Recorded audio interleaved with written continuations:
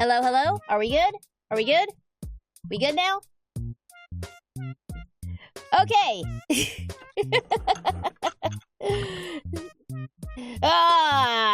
Alright. Curse you, scuff ghosts! What is up, fellow geeks? Hello, hello! Super Geek Girl here. Pardon the scuff. We had some minor microphone snafus, but we're good to go now.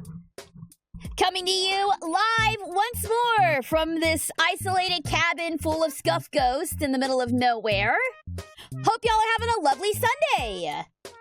Alright, what do we got? We got Sleepy, we got Boots, we got Tyrant, we got Gabe and Zach. Hello, hello, everybody. Thank you guys so much for tuning in. So glad to see y'all. How's y'all's weekend been going?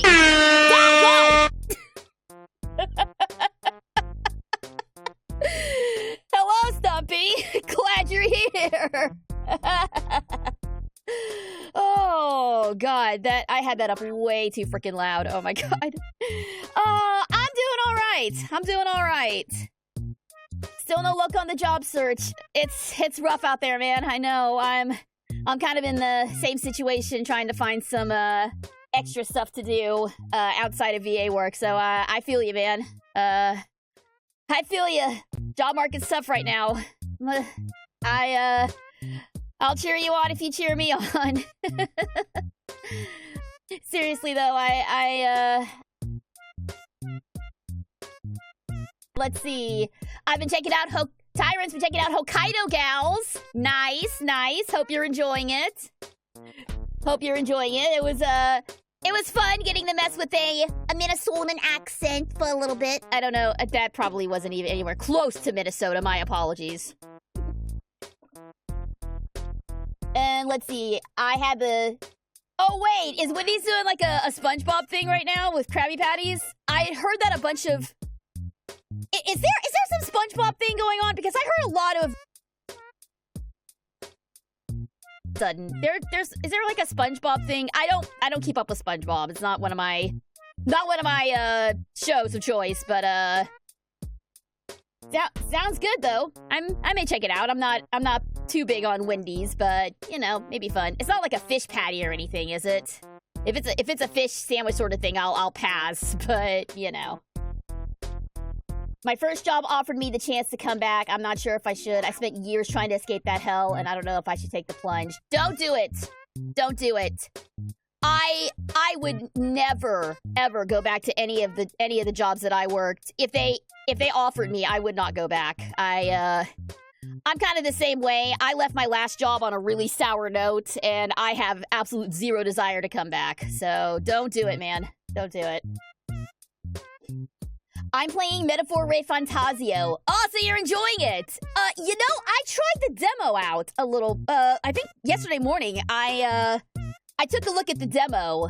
I didn't get very far in it. I got to the first time you summon your legally distinct persona.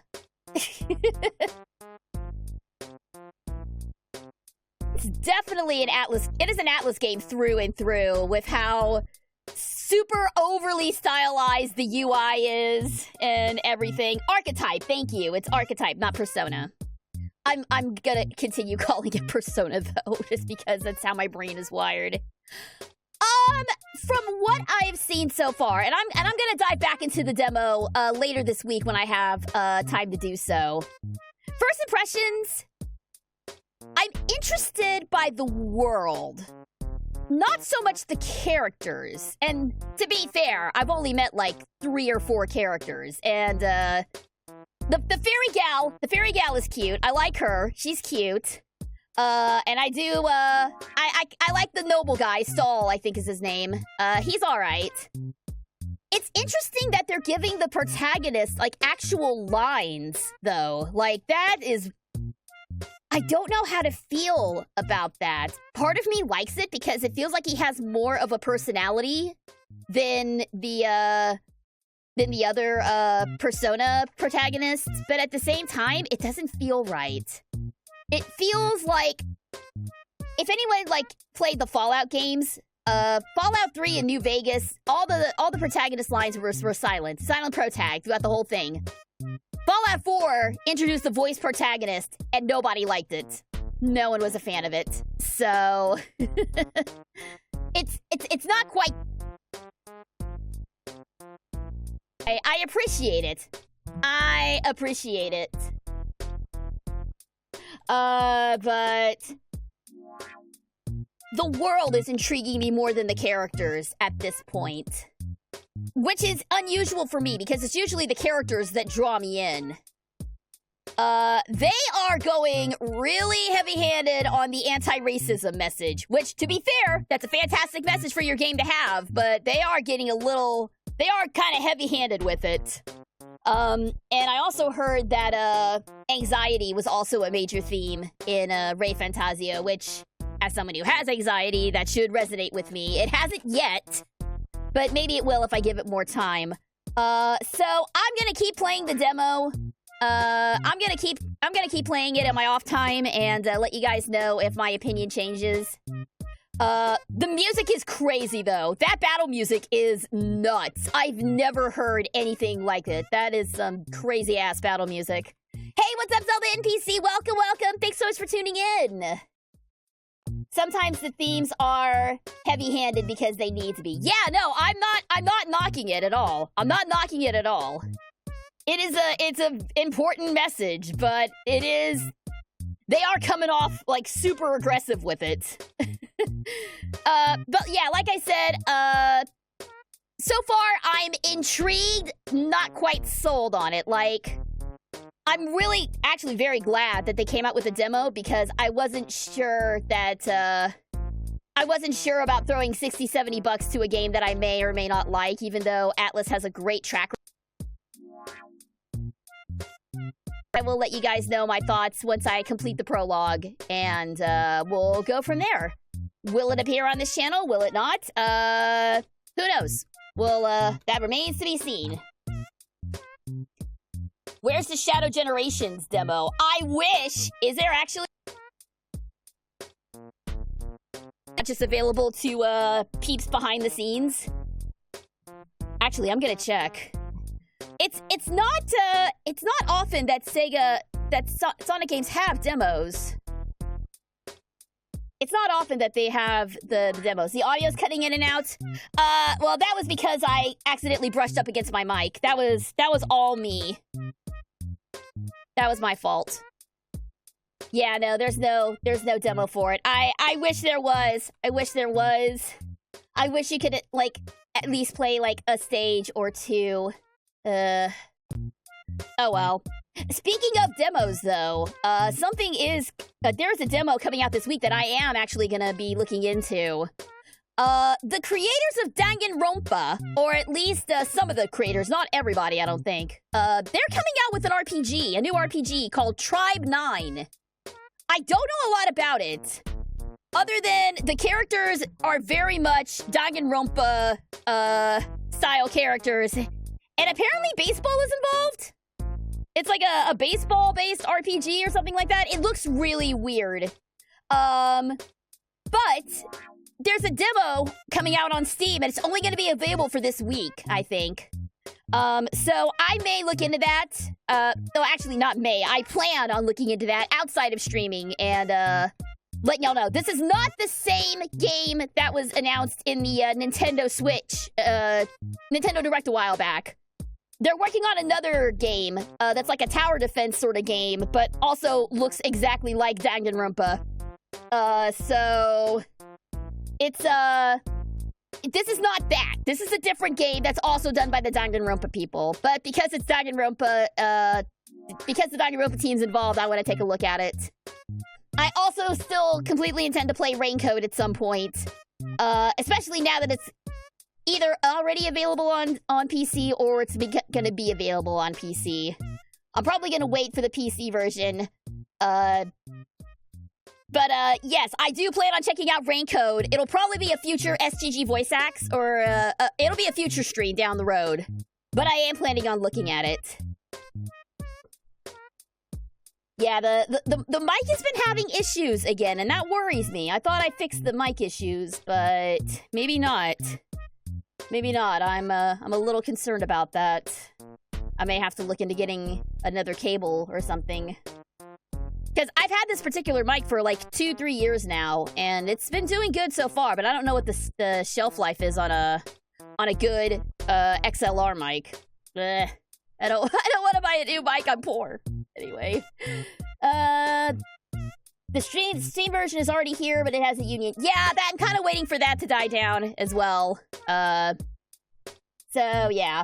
Metaphor is actually a milestone for Atlas. This year is the 35th anniversary of Oh, that's awesome! Yeah, no, Atlas has been around for like a while. They didn't really start gaining traction here until like the Persona games, but they've been around for a hot minute. They've been around for a long, long time. 1 million on day one is crazy. Good for them. I'm really glad it's a hit. I'm still somewhat undecided on it, but I'm hoping by the end of the prologue I'll have changed my tune. Oh, speaking of changing my tune, you know what's actually really good, and I was worried it wasn't gonna be, but it's actually really, really good? Silent Hill 2 Remake. It's not anything that I'm gonna play on this channel, because, one, I'm a coward, and two, there are some very heavy things in that game that I really don't want to put on stream. But I was really concerned about the remake because the team behind it has not had a great track record with sensitive subjects. But everything that I have seen, and I've been watching a handful of streamers and YouTubers checking out the game. Everything that I've seen so far has been very, very good. They have done a really good remake of Silent Hill 2. So good job, Bloober Team. You guys did well. And I'm very glad about that. So if anyone was worried about the Silent Hill 2 remake, it's actually quite good. So hooray. I may, in a future spooky stream, look at the OG Silent Hill 2. But we're doing Silent Hill 3 this year because I promised somebody that I would. And I'm going to never let it be said that SGG doesn't keep her promises. You know, eventually. But that's all for me on the gaming front. I've been trying to make a more concerted effort to look at games outside of just the stuff that I'm streaming. To have some stuff that I'm looking at outside. Because not everything that I play is streamable, and not everything should be streamable. There's still some stuff that I want to enjoy just for me. Anyway. Alright, so I think we're ready for some Gay Lawyer Sunday, don't you? I think we're ready for a handsome prosecutor and a handsome Interpol agent and a a would-be master thief. I think we're ready. And Gumshoe, of course. Gumshoe's there too. Let's get into it, shall we? Let's jump back in. That's not right. Hang on. Where did it go? That was just the ad. Okay, now we're good. All right. Onwards we go.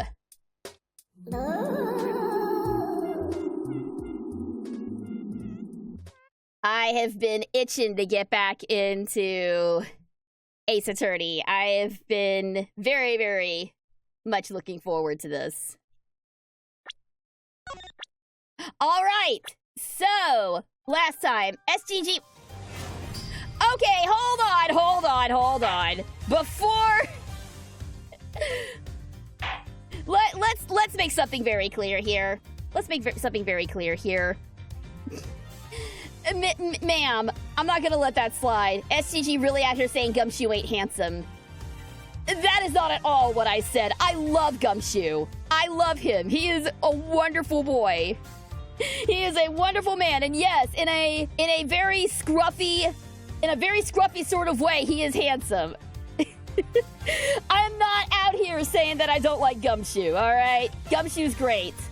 Gumshoe's fantastic. This franchise is full of hot men, and I can't.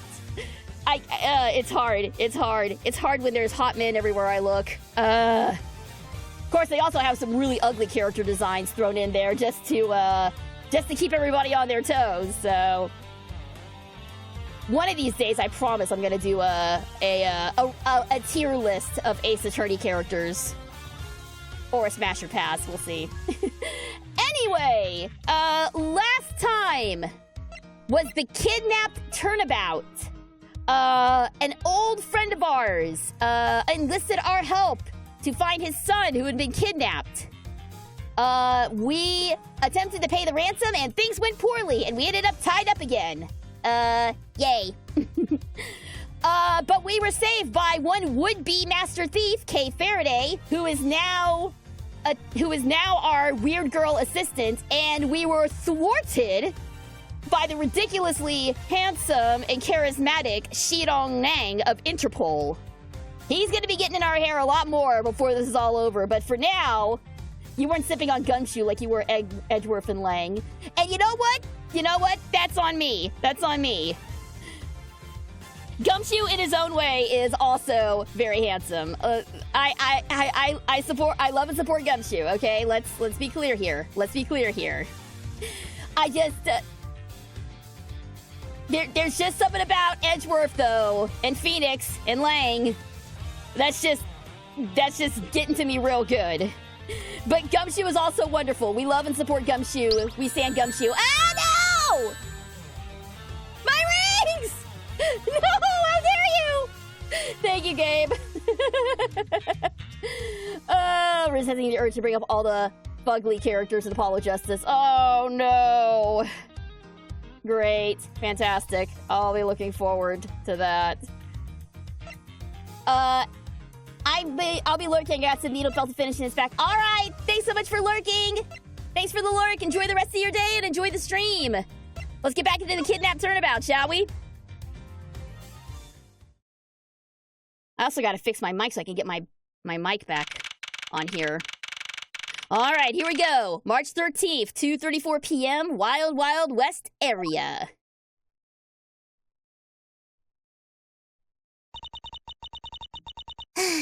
Looks like we got the boot again. With Lance safe, the focus of this investigation will shift solely onto the murder. You mean the infighting between the kidnappers? Yes, and also the identity of the remaining kidnapper. There's Ernest. Ernest and, what was her name? What was the gal's name? Oh, tell me it's true! Tell me that you've really found my boy! Yes, Mr. Romano. We found him earlier in the stadium. Then my little Lance is unhurt? He's not exactly the picture of perfect health, but his life is not in danger. He's being questioned right now by Agent Lang. Oh, poor Lance! It must have been so horrible for him! Locked up like a...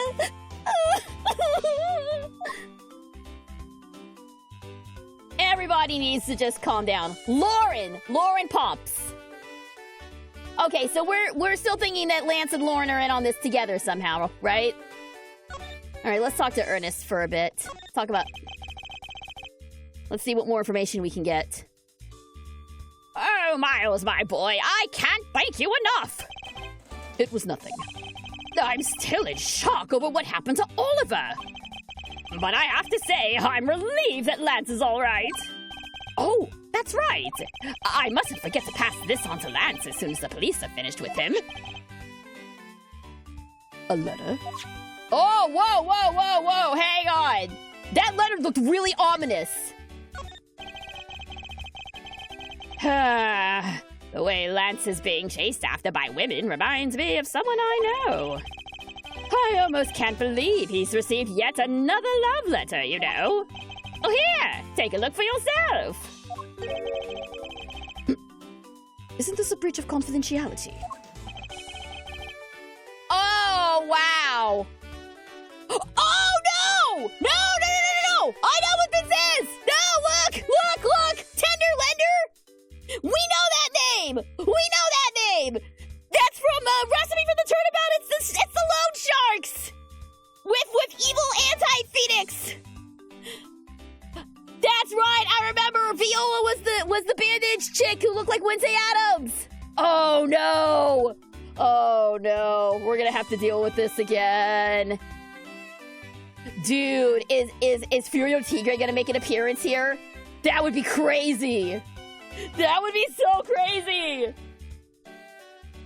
My dear Lance Amano, may I come see you again, your beloved Viola. Oh my god, why does it look like something out of Silent Hill? Why does it look like something out of Silent Hill? Yeah, no, this ain't no love letter. This is a threat. This is a threat! Oh, man. It's a very simple love letter. Oh, hey, let me see. Oh, that's really weird. It's from a loan company. Tender Lender. Looks more like a collection bill to me. Love letter data jotted down in my organizer. Letter for Lance Amando. The sender is the Tender Lender Loan Company. Oh, God. Those guys are still kicking around. Oh, no. Oh, no. All right. So, I hope you're not too upset, ma'am, but you're being 2 timed here. Possibly 3 timed. We're not sure. All right, let's talk to her about Lance. He loves me. He loves me not. He loves me. He loves me not. Oh, that's the 12th one. No, you can't give up, Lauren. Just one more try. Excuse me, but I can't help but feel a bit sorry for all the flowers you've gone through. I suppose. If they were me, then... I believe you said that you're Lance's girlfriend when we first met, correct? Yes, I am, but no, it's not like we both think of each other as lovers. It's one-sided! Oh no, is she a stalker? Is she actually a stalker? But he did give me this ring, so I guess we're not just friends either. I mean, because this isn't just any ordinary ring. It tastes like strawberries. Yep, there we go. It tastes so sweet when you lick. It's so wonderful. You mean to tell me that he gave you a lollipop ring? Oh my god, this is such like a grade school thing to do. This is what you do in grade school to a girl you like. You give her a ring pop. I never got any ring pops. I wasn't popular in school. Didn't Phoenix shut down that company in Trials and Tribulations? Did he? I don't know if it was shut down or if it was just heavily fined. I'm gonna have to go back and look because I don't remember if Tender Lender was taken care of or not. I did watch the Nokatan anime. need to finish watching it. I need to finish watching it. That song is such an earworm. That and the Dandadan intro are just constantly in my head on repeat. Curse you, anime, for having such great opening themes. So, which is it? Have you guys not decided if you're going out, or is it just one-sided? Decided? Shouldn't the parties involved naturally just know? Is this why he hasn't said anything? Is this why he hasn't confessed to Phoenix? Does he think that he and Phoenix were already in a relationship and he just already automatically knows so he hasn't said anything? That's not how it works! That's not how it works! You have to talk to people! No, I love this. I love this. The headcanon is this is why Edgeworth has not said that, has not mentioned anything to Phoenix about being in a relationship because he thinks Phoenix already knows! That is wonderful. Oh my god. Please, someone teach this man how to talk to people. Oh my god. My father used to work for Mr. Amano. And so Lance and I grew up together. Oh, I said it out loud! This is the kind of girl who would be scandalized at the thought of holding hands with somebody. I don't see how that's anything to be embarrassed about. So your father was an employee of the Amano Group. What did he do? I heard his job was to fly around the world. On Pegasus. Pegasus? Oh, Pegasus was the name of the airplane. The airplane belonged to the company. Whew! You really had me there for a second. But now, it's all changed. My father, he isn't around anymore. Oh, I see. About 10 years ago, he rode in Pegasus off to somewhere and never returned. Riding Pegasus to whereabouts unknown. Sounds like the stuff legends are made of. It's been so long. I don't think I'd recognize him if we would ever meet again. I'm so sorry, Lauren. But I won't give in to the sadness. I have to live. Yes, Lauren. Live. Okay, I do not know what this girl's deal is. I don't know what her deal is. I don't know if she's being, like, overly dramatic or if this is just how she is. Let's talk to her about the case, so I don't think we're gonna get much out of her. About this incident. Incident? But isn't the kidnapping already over and dealt with? I've been here the whole time, so I'm afraid I don't know much about any other incident. How did you come to know that Lance had been kidnapped? Oh, that's because of my woman's intuition. BS! You based everything on that. I know everything when it comes to my Lance. It's really strange. It really must be destiny.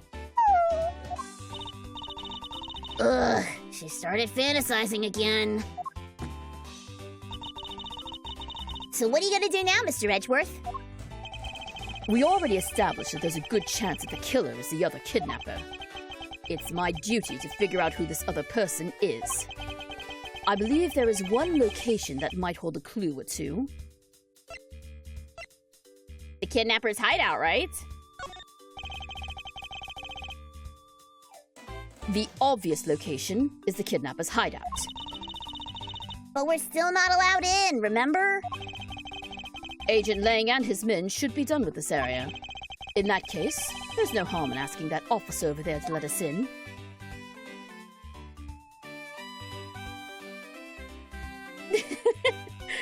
Oh, okay. So, actually, I wonder. There's something that I've seen online concerning this game. There's something that I've seen, and I'm not 100% sure. Yeah, There's something over here, I think. I've seen it. Ah, look! Look over there! Look! It's your boyfriend! Miles, it's your boyfriend! Look! He's just right there!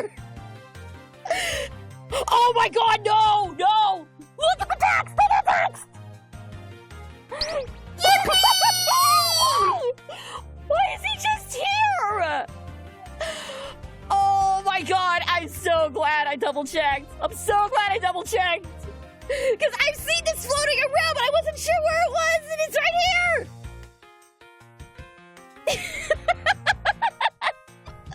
Oh my god. Also, their sprites look really good. Their sprites look really good. I mean, they're kind of far away, but they look great. Okay, calm down. They say that couples who cross this bridge together will find happiness. Or so the Geek says. But you'd think they'd already be happy because they were able to come together. Logistics aside, I wonder who came up with this tale, and when. This bridge doesn't look old enough to be the stuff of legends. Well, some things are better left uninvestigated, don't you think? Ignorance is bliss. No! Look, he's right there! Your boyfriend's right there! Just say something! Get Phoenix involved in this! I promise you'll solve it a lot faster if you get him involved! A crime is happening right here and Phoenix isn't involved. I know, it seems so wrong. Okay, I wanted to go and see that. I knew that was there. That got spoiled for me, but I wanted to see it. God, they look so good. It's so good to see you guys. Also, I did not miss the fact that they said couples who cross the bridge together. It doesn't say they both have to be on the bridge. It just says they have to cross together. Phoenix can cross it by water, and Miles can cross it on foot, and it counts. It counts, okay? I know Right Worth isn't canon, but damn it, I'm gonna take every single crumb Capcom will give me on this. It absolutely counts. Thank you. Exactly. Hey, Red Car. Welcome. You missed me freaking out over Right Worth, but it's fine. All right, let's continue on, shall we? We do have a murder to solve, even though our boyfriend isn't here to help us. We'll do it on our own. And then we can rub it in his face later. What do you have to report? Sir, nothing unusual or out of the ordinary, sir. Now, where have I heard such redundancy before? Is it possible for you to let us take a look around inside? Sir, roger that, sir. Well, that was surprisingly hassle-free. Are you certain? Didn't Agent Lang order you not to allow me in? Don't press your luck, Edgeworth. Sir, that's true, sir. But Detective Gumshoe asked me personally to let you in, sir. Yeah! Gumshoe! See? Gumshoe's great! And I couldn't refuse a request from him. Wow. Looks like Detective Gumshoe has a following. Furthermore, I was asked to give this document to you, sir. What is this? The man in this picture. Isn't this Mr. Oliver Deacon? But the name here says Colin Deveray. Okay, so yeah, we were totally right. He wasn't a butler at all. Question. Is it a good idea to read the Archie Sonic comics? I've been itching to, but I don't know. You know, I enjoyed the Archie Sonic comics, but there are a lot of them. I'm trying to think of where a good place to start would be. Because I enjoyed them. I didn't really start reading them. I started reading them kind of late, so... The Archie Sonic comic reprints are impossible due to many characters no longer belonging to them, and Archie no longer prints them. Yeah, you're I would say your best chance would be to try to find scans of it somewhere or get them off eBay. As far as where to start... Because they did, like... I don't remember what issue it was when the Genesis reset was. I would not start with the Genesis reset. If you want to get the full experience, I would start from the very beginning. It is a lot more slapstick in the beginning. But by the time they start covering Sonic CD and stuff like that, the story starts getting more serious. Yeah, it's hard to recommend a good starting place for someone who has never read the comics before. And I don't know the exact numbers of the Genesis arc. It's been a long time since I read the Sonic comics, so sorry about that. I tried reading the Sonic Adventure adaptation. Yeah, I also read that, and I was also very confused. IDW is doing a good job with the Sonic comics. I will say that. It's not the same as Archie. It's never going to be the same as Archie, but for what they've been doing with it, they've been doing a good job, I believe. Sonic 50 is actually a good place to start. It recaps everything before that. Okay, well, there you go. There you go. Stubby, I know that you read the comics a decently long time, so Metal Virus was kind of cool. See, that's actually... Okay, I'm getting off topic here, but the Metal Virus is actually what kind of stopped me reading IDW. I was on board at the very beginning. I was on board for the start of it. But Metal Virus was also around the time of COVID, and Sonic is kind of what I use for my escape into reality. And it got too real. It got too real, and I kind of stopped reading. I'd be willing to give IDW another chance, though, because I am very intrigued by Scourge and Kit. I'm very intrigued by those two. But again, it feels like I've waited so long, it's hard to get out of. Yeah, Sonic 50th anniversary not anniversary, Sonic 50th issue special. That's a good place to start. I would start there and go from there. I wish you well. I wish you the best. They are hard to find.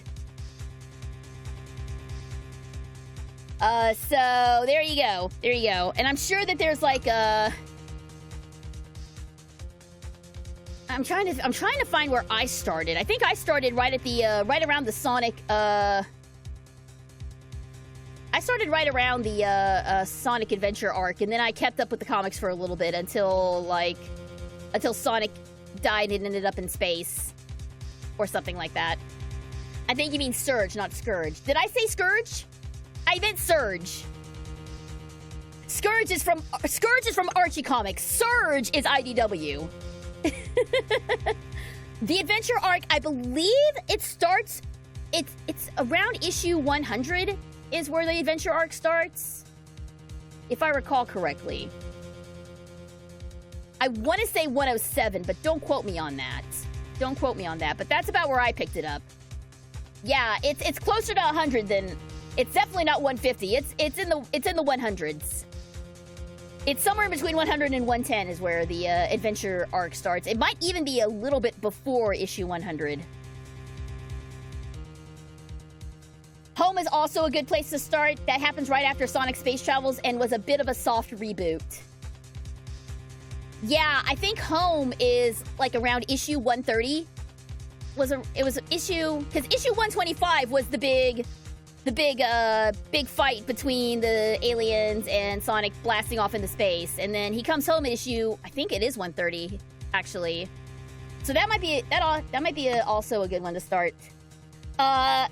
And you're asking the wrong person for like breakdowns of each individual comic arc. I did not follow the Sonic comics as closely as I did the games. But I would recommend, if you want to start around the Sonic Adventure arc, start around issue 100, and then if you want to just start from the beginning, start from issue 50, and it does like a little nice recap. Or you can do 130 and do the soft reboot. But anyway. Alright. Getting back on topic, though. Yes. It turns out the butler was not who we thought he was. Butler, actually bad guy. Butler actually did do it. Whereabouts unknown after his escape from Penny Dent Prison. Stole a gun from a guard during his escape. We thought he might head for where his wife and sole daughter are. But despite our surveillance, he has yet to show up. His wife and his sole daughter. Sole daughter? That's a really weird way to word that. It's Lauren! Lauren's the daughter! Lauren's the daughter! Lauren's the daughter of Colin Deveray, and that's how she's involved in the scam. Calling it right now. I'm calling it right now that Lauren is our main culprit. I'm calling it right now. If I'm right, I get a treat. I don't know what that treat is, but it'll be a treat. That's the same name as the one on the back of the pendant. It appears that Colin Deveray was his real name. What's this? He was convicted in a case 10 years ago and sent to prison. What? Then what was he doing here? Apparently he broke out of jail and then just vanished. He must have become Oliver Deacon to cover up the fact that he was an escaped felon. All right, there we go. So yeah, in case we didn't already know. Oh, thank you. I got popcorn. So yeah, in case we didn't already figure it out, Oliver Deacon is actually Colin Deveray, and the butler is hella sus. And now I'm not sure what's going on anymore. Is there some sort of link between the victim's past and this current case? These police documents are rather detailed. I should take the time to give them a thorough read, eventually. It's fine. Let's focus on one thing at a time, starting with the kidnapper's hideout. Yeah, I agree. We should investigate first, think later. More than thinking things through, I think you should try remembering things first. Now then, if you could please unlock the door, officer. It was locked up until a little while ago, but since then, the door's been wide open, sir. I'm not sure I follow what it is you're saying. Care to explain in a bit more detail? Sir, the door was locked down tight when they went to check out the room. So they got about 10 officers to help out and break the door down, sir. I see. I guess that means I get Agent Lang's leftovers. Well, let's see what we find.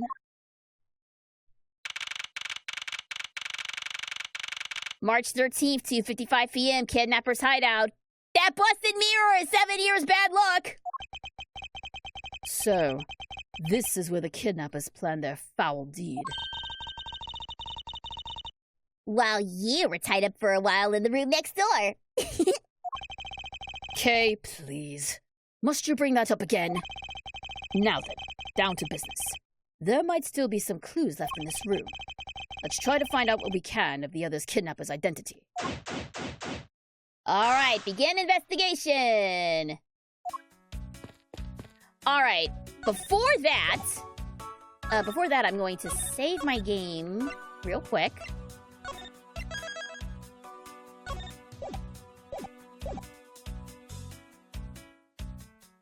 And let's see. He said something about these being very detailed. Okay, so yeah, now we can get a better view, but I was already a clever little duck and cat, you know what I mean. I already read all that. Wife and sole daughter. Got it. Okay. All right, let me get a quick snack 'em real quick. Ow. Right, okay. Let's investigate what we got here.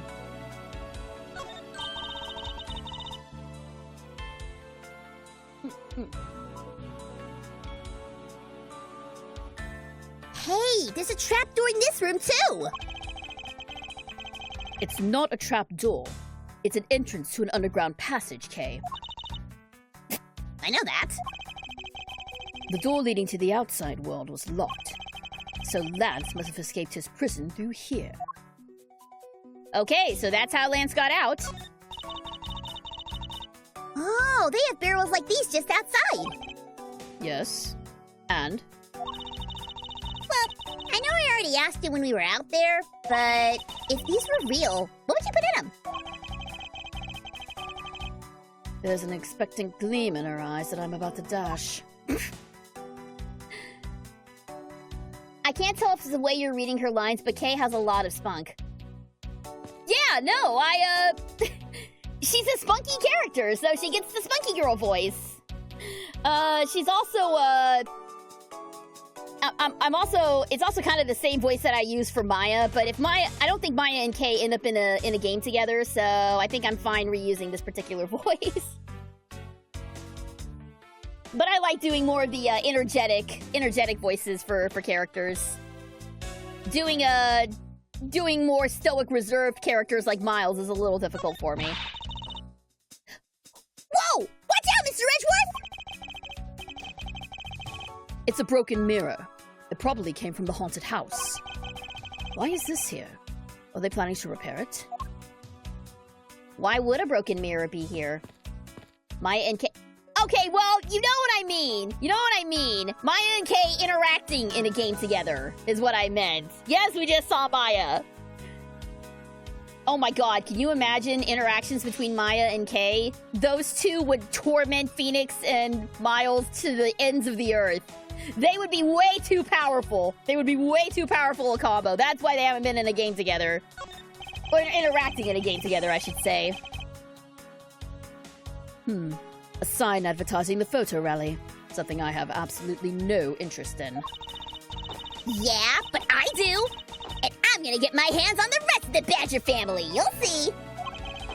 She definitely brings a decidedly different atmosphere to a criminal investigation. Okay, we're really not getting anything... Ah, here we go. Now we're getting to it. I wonder what this key is to. Got me. It reminds me of the key we found in the other room.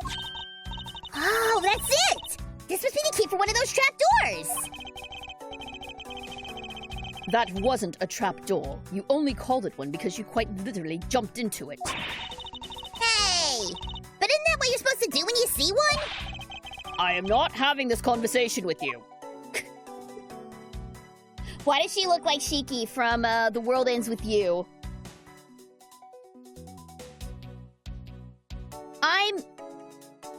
Wait, Shiki's the girl with the hat and the plushie, right? It's been a long time since I played World Ends With You. I should pick that up again. That was a good game, man. I can kind of get Shiki vibes from her. I can see that. I can see that. A poster of Gatewaterland is stuck on this wall. Intrigue, fun, prestige. Gatewaterland has it all, and it's waiting for you. It's not especially catchy, is it? Let's see. Coffee. 3 cups. So there were there were actually 3 of them. Come on, Reticule. Work for me here. Cheap styrofoam cups. Looks like only 3 cups were used. 3 cups, 3 chairs, 3 kidnappers. Folding chairs. And by the looks of it, they were probably used by the kidnappers. There's 3 chairs set around the table. Okay, yes, we get it. There was 3 of them.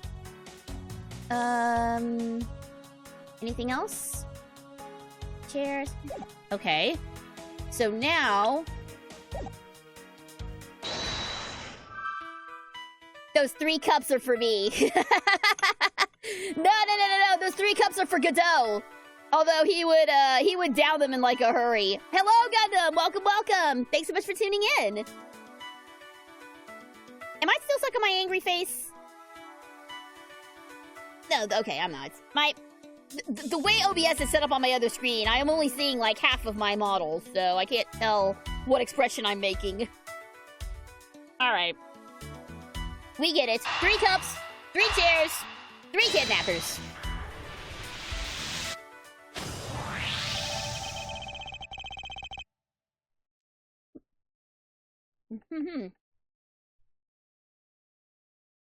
I'm wondering if Lauren knew about the kidnapping when she wasn't supposed to.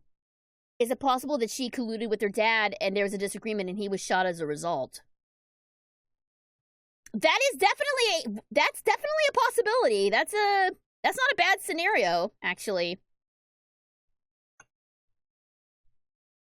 If he, Lance, and Lauren were all in on it together, and then something went wrong, and either Lance or Lauren shot Oliver.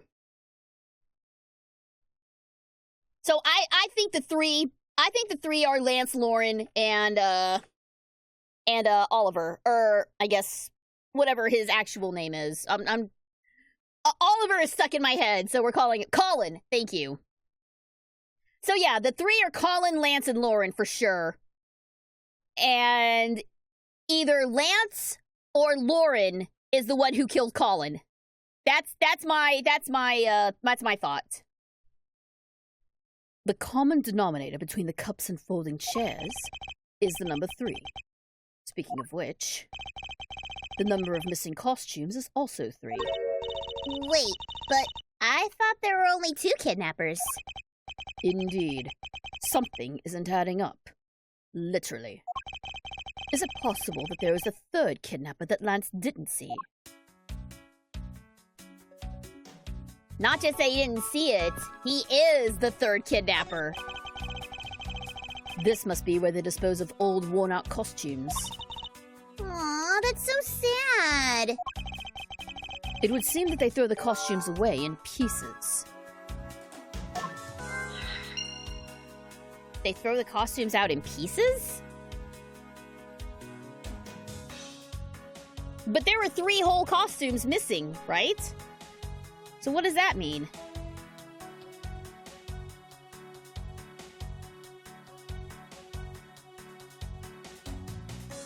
Alright, let's, well, I guess we don't have enough info for that yet.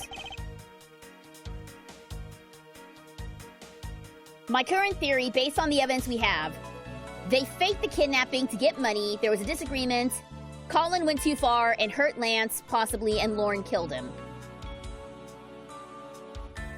Okay, yeah, I can totally see that. I can also see Colin backstabbing them both and then Lance killing him out of retribution. I don't know. I'm certain that it's Lance, Lauren, and Oliver, but I just don't know. I just don't know where the breakdown occurred. Beyond this door is where the kidnappers held you after getting the jump on you. Must you keep reminding me? But it's the room where I got to see your awesome face. You didn't need to remind me of that mortifying moment earlier. Or either, rather. Let's see. What is this? What have we here? Oh! I almost missed that. Looks like a sword. A busted sword. Strange. Why would it be broken like that? Swords don't usually break on their own. That's true. Alright then, let's think about it in this way. Maybe it broke when someone was trying to use it for or on something. Well, hypotheticals aren't going to get us anywhere. Perhaps we should think more on this later. Alright. This door is thoroughly broken thanks to the police who forced it open.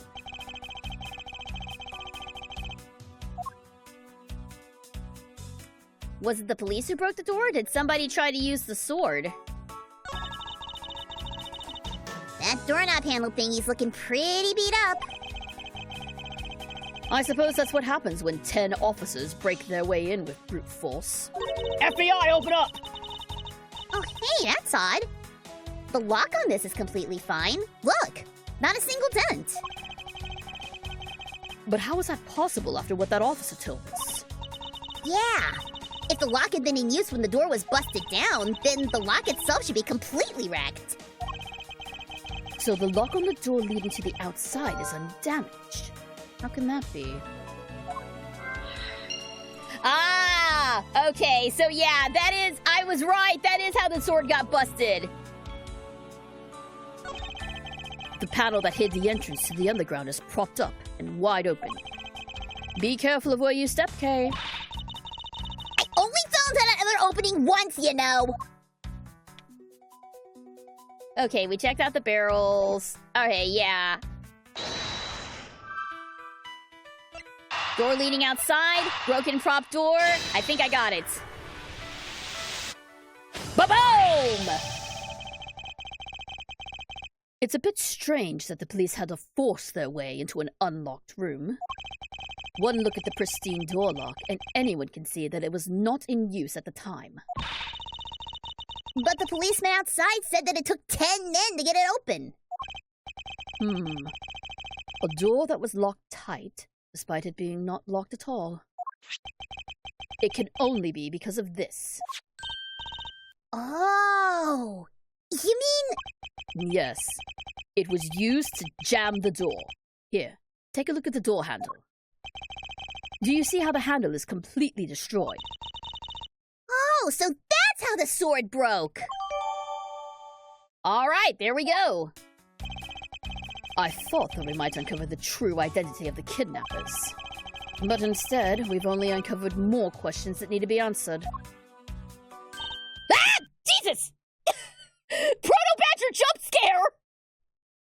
Ah! What is it? Who? What? Why are you? Why are you? Oh my god, that's really creepy, actually. Well, Mr. Edgeworth, am I correct? What are you doing, suddenly popping out of the secret entrance like that? This is one of the rotations used by space movers, son. You badgers also exist in their duties. Look, why don't you get out of there first and then we'll talk, okay? Oh, I do go telling me.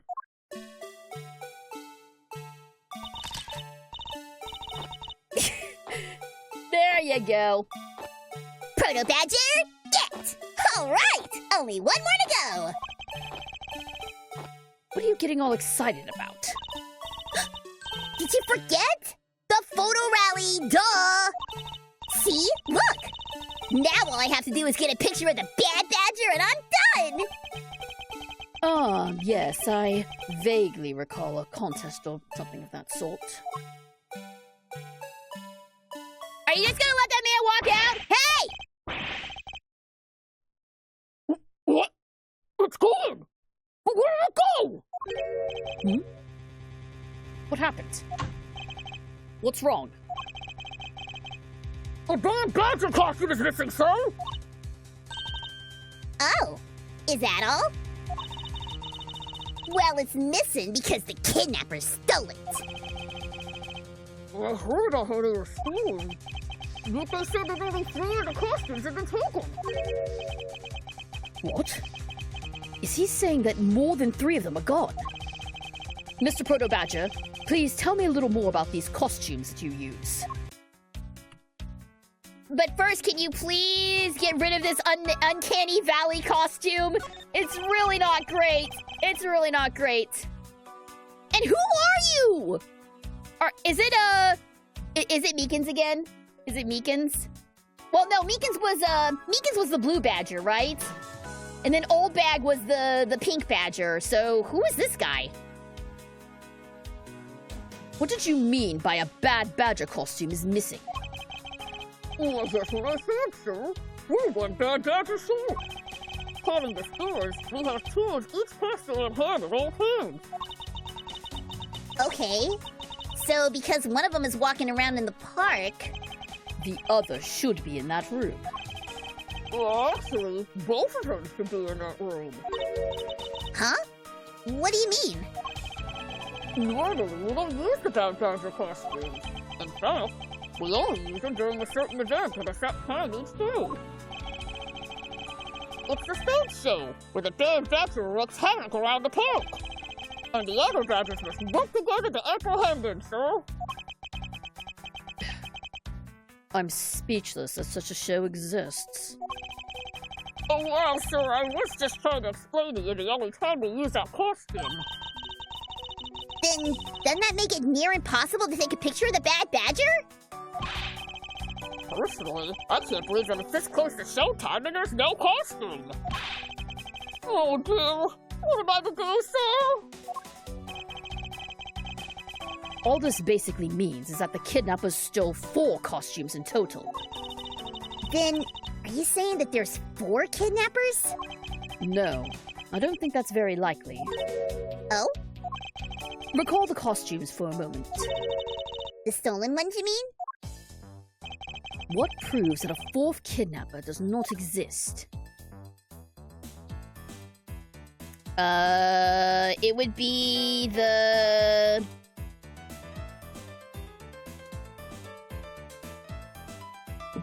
It would be this one, right? That's the only... If there were 4 costumes missing, then why didn't they take the head? Take that!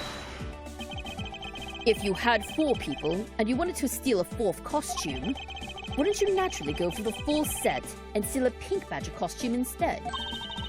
Oh yeah, that makes sense! And yet, the kidnappers decided to steal another Bad Badger. I believe the culprits needed 2 Bad Badger costumes, but the question is, why? There was gonna be a swap.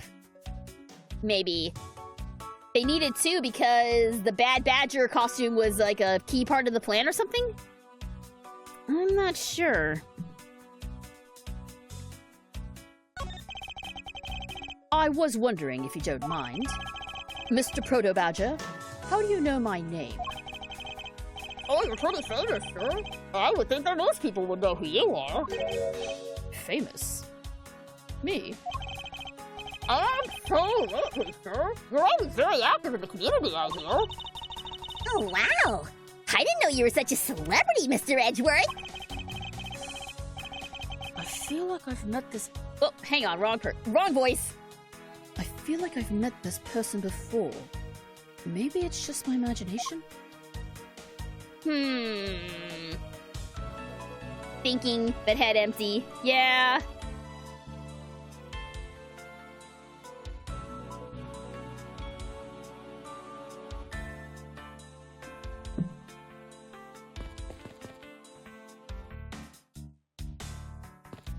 So is there another piece of logic that I need to do?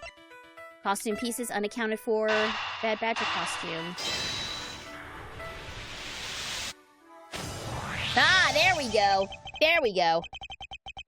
The second Bad Badger costume. Oh, I'm a moron. Okay, I see what it is. The second Bad Badger costume. I believe it may be closer at hand than we think.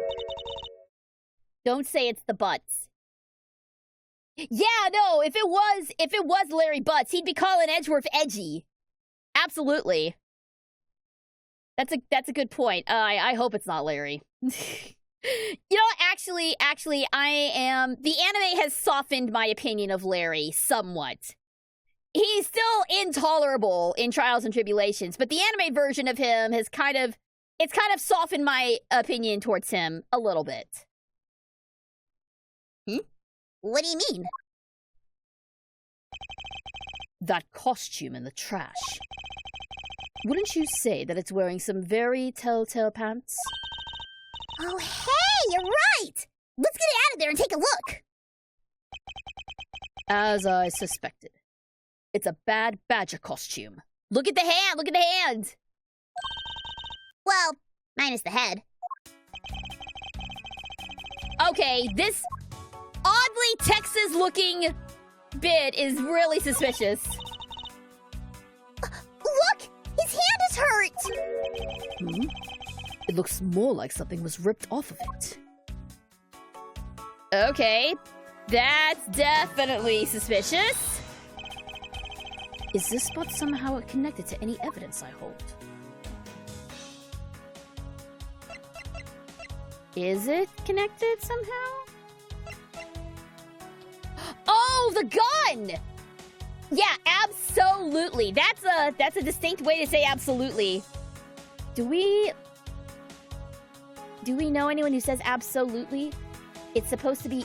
It's the bellboy? Oh, that makes sense because it was the Gatewater Hotel!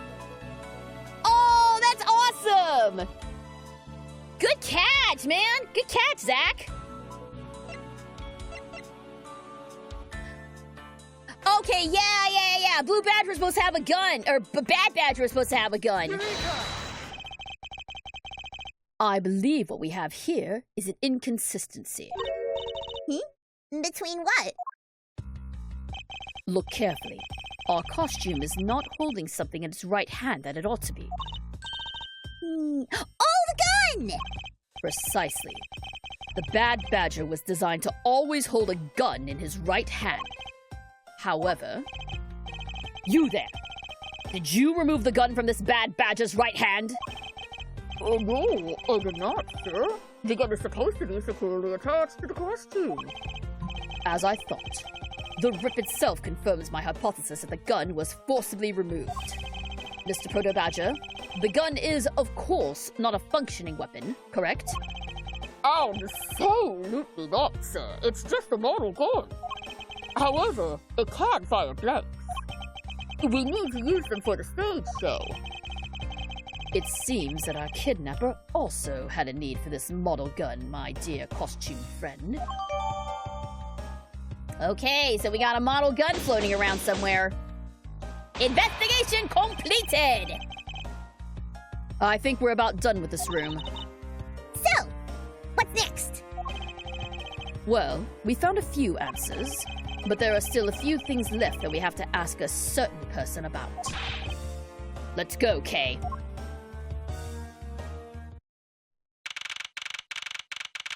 March 13th, 334, Wild Wild West area. Hey! Here's our boy! Here's our boy. Mr. Edgeworth, sir! You gotta hurry, sir! Come on! What is it, Detective? They found a Blue Badger costume down in front of the main gate, sir! What? Isn't that what one of the kidnappers was wearing? Bingo! That's why you gotta come down to the main gate with me, right now! If we hurry, we still might be able to get there before Wolf Boy does, sir!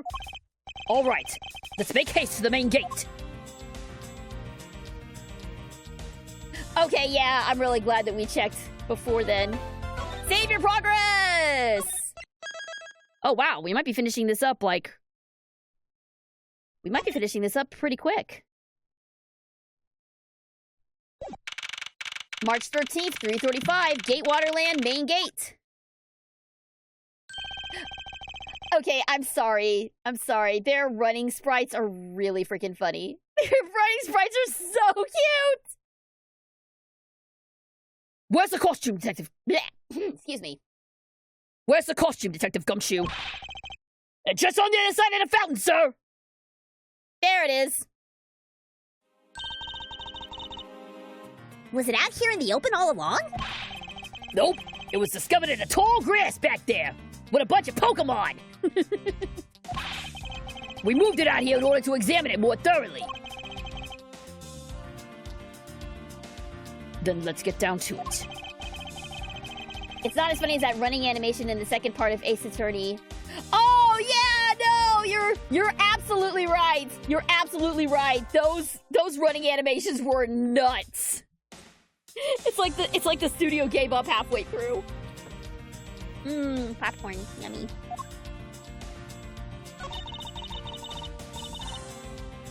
It's the Blue Badger's body section. What a waste. How so? Going through all the trouble to steal this costume only to throw it away in the end.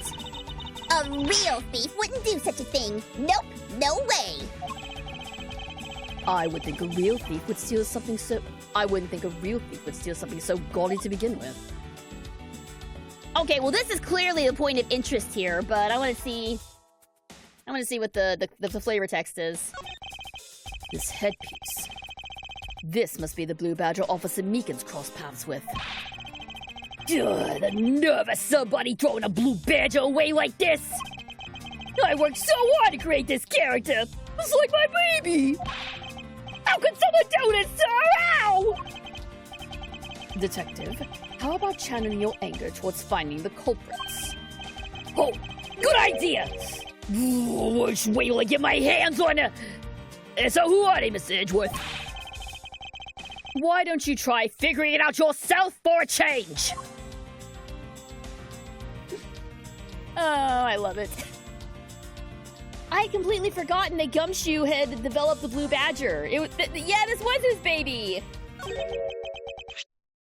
I doubt very seriously he's getting paid royalties for it, though. Poor Gumshoe.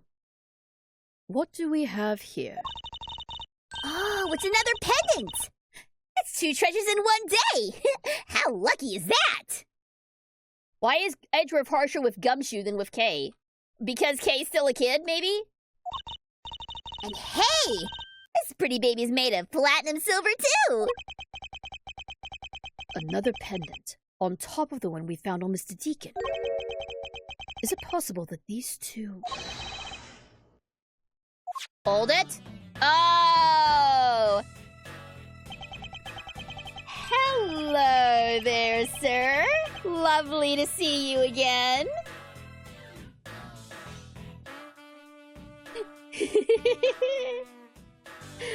He's just as gorgeous as I remember him, too. Damn. Hands off, Mr. Prosecutor. You sure know how to cross the line, don't you? A pendant, huh? This is a very decisive piece of evidence. How can you tell? Look here and read off what you see. Lauren... Hey! It's a name that's engraved on this! Yeah, I knew it. I knew it. Lauren D.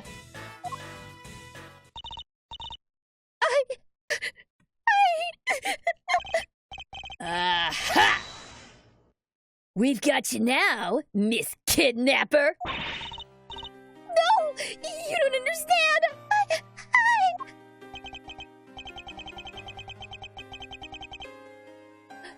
Did we ever get a name? Did we ever get a voice for Lance? Did we ever get a voice for him? I don't know. I feel like he should have like a really stuck-up, stuffy sort of voice.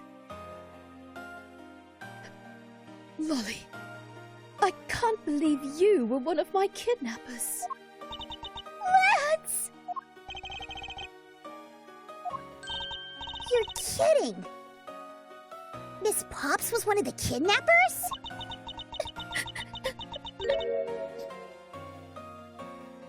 Yes.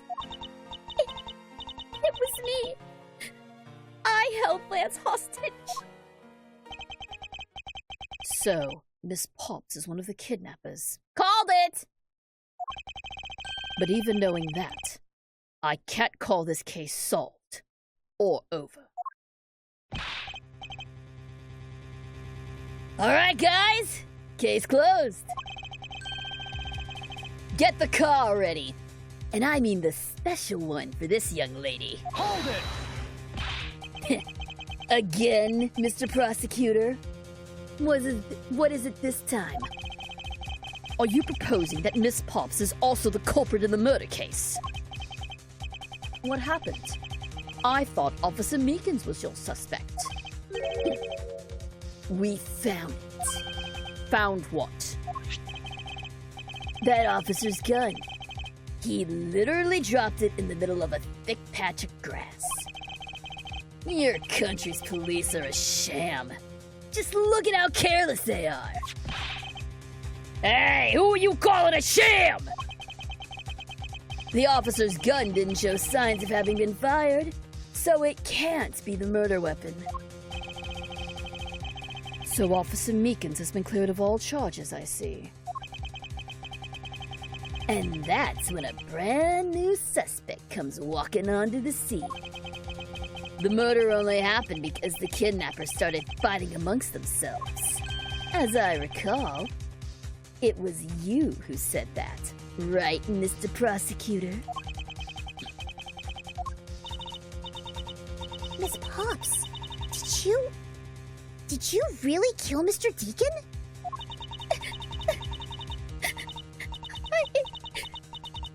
Yes, I killed him. I can't believe it. Thanks for the confession! Objection! Agent Lang, it is much too early to declare this case closed. Aw, look at you.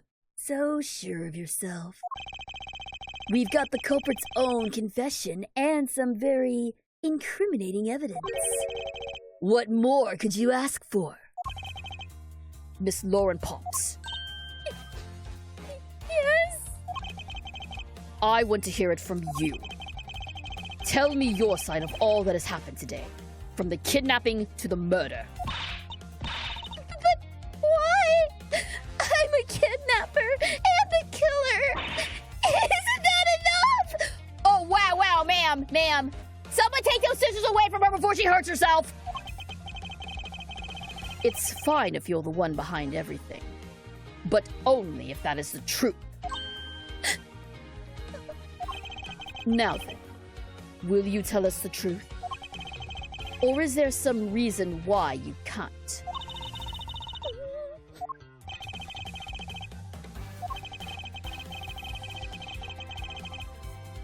You know what? I've had a change of heart. I think I'd enjoy seeing you sulk away as the losing mutt. Alright, you heard me. Let's hear about all the evil deeds you committed today. All right, here goes. Welcome back, Sirens. Miss Pops can imagine Edgeworth goes through this nonsense every time. Then Phoenix comes in and tells him he got it wrong, and then it pits a parrot on this end and disproves your well logic theory. Yeah, they're making Edgeworth like way more competent here than in Phoenix Wright, which I'm totally okay with because I like seeing Edgeworth being all clever and smug, but you know.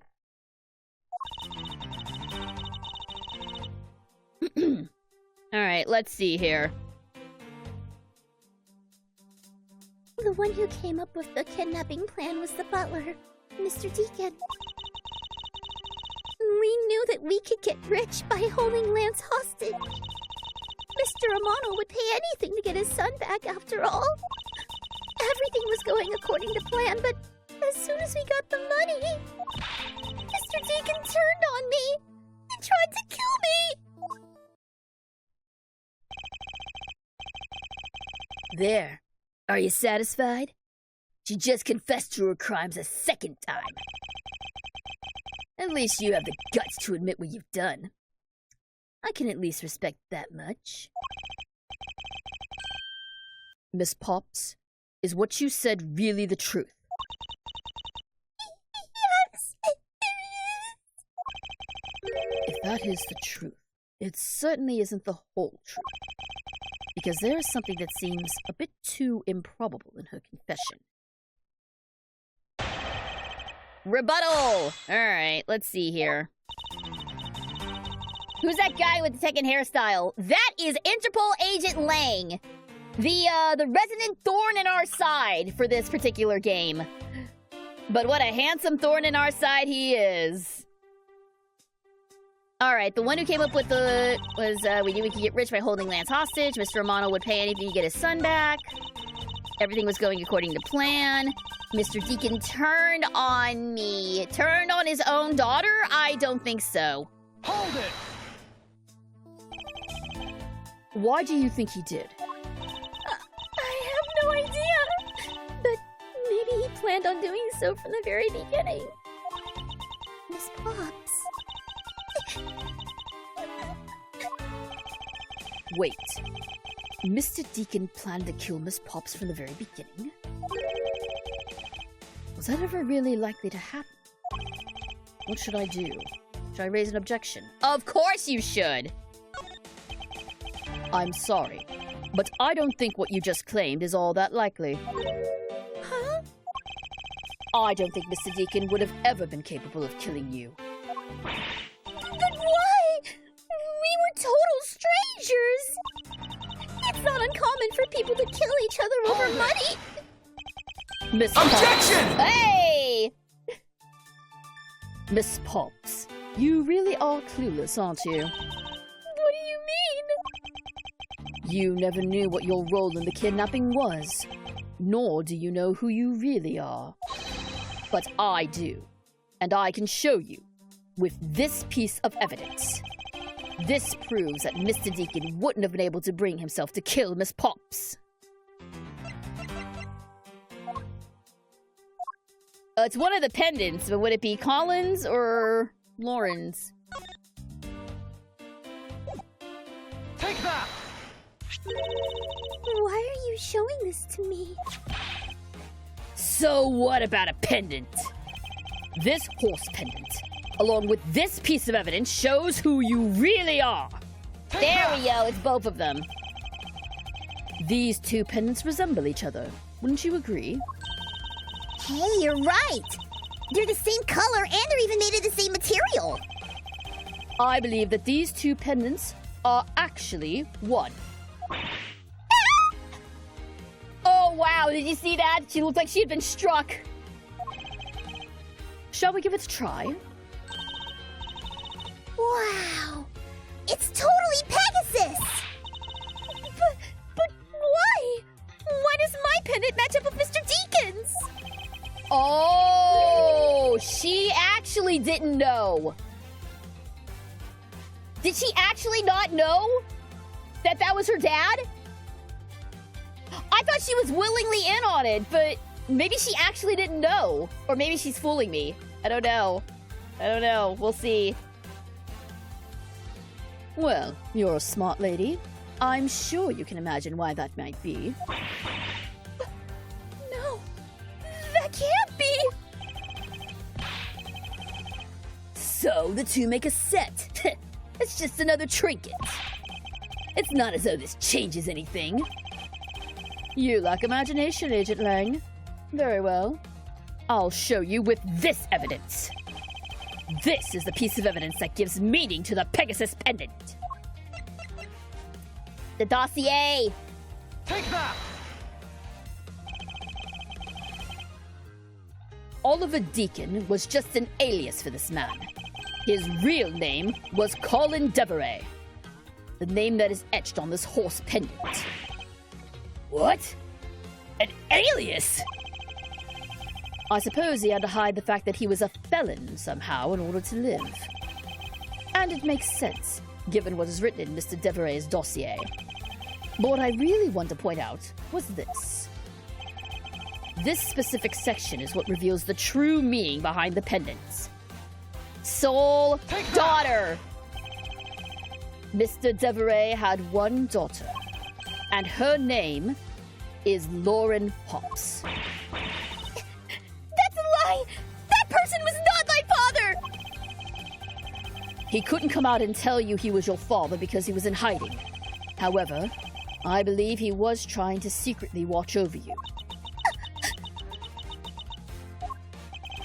Do you still believe that a man like that could kill the daughter he was separated from? Or even that such a man would allow his daughter to get involved in a kidnapping plot? Ooh. His voice is nice too.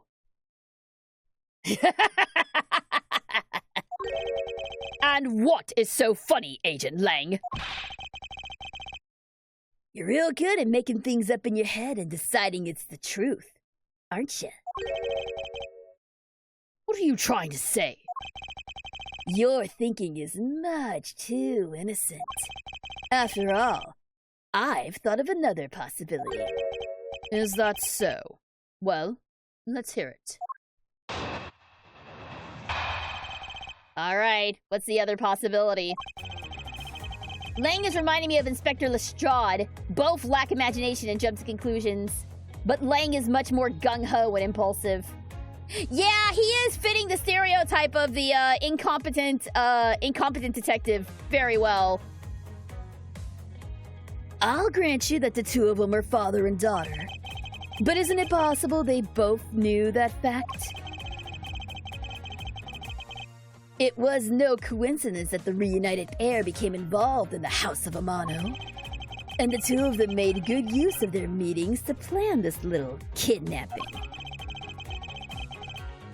Wouldn't you say my scenario is perfectly probable as well?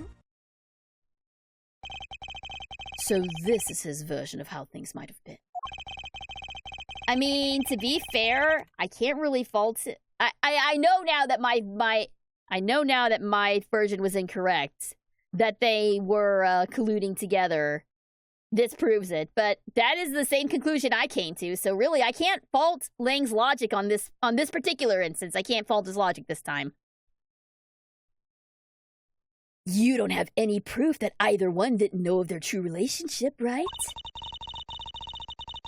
You mean they knowingly committed the kidnapping as father and daughter? That's right. As one really rotten family. Is that really what happened? I'd better take a long, hard look at this evidence. All right. Let's see here. The two of them are father and daughter. Isn't it possible they both knew that fact? It was no coincidence the reunited pair became involved in the House of Romano. The two of them made good use of their meetings to plan this little kidnapping.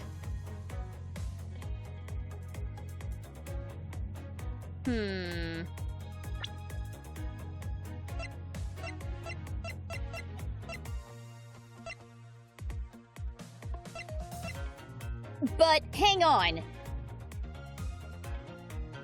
Hang on a minute. If it was only Lauren and Oliver that were involved in planning it, why would they need the third costume for Lance? I think no. I think Lance is just as much in on it as they are. Lance is just as much in on it as they are. We've already established that there's a a third kidnapper. Yeah, no, I think we're gonna go with this. Objection! Objection!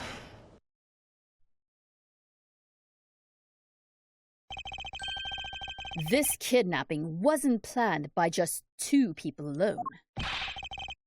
And what kind of proof do you have of that? Quite simply, there were 3 kidnappers. 3? The boy is ready to throw hands! My boy's ready to throw hands, and I love that! 4 costumes were stolen from the Wild Wild West area's back room. We found one of them in the kidnapper's hideout. But as for the other 3, we can assume that they were being worn by 3 different people. He really does look like a Tekken character, you're not wrong. We also found a set of 3 cups and 3 folding chairs that were used in the hideout. It all clearly points to a 3-man group. And I believe that this third person is the real mastermind behind this kidnapping. Who? Who is this mastermind? I present to you the brains behind the kidnapping. It was Lance! Take that!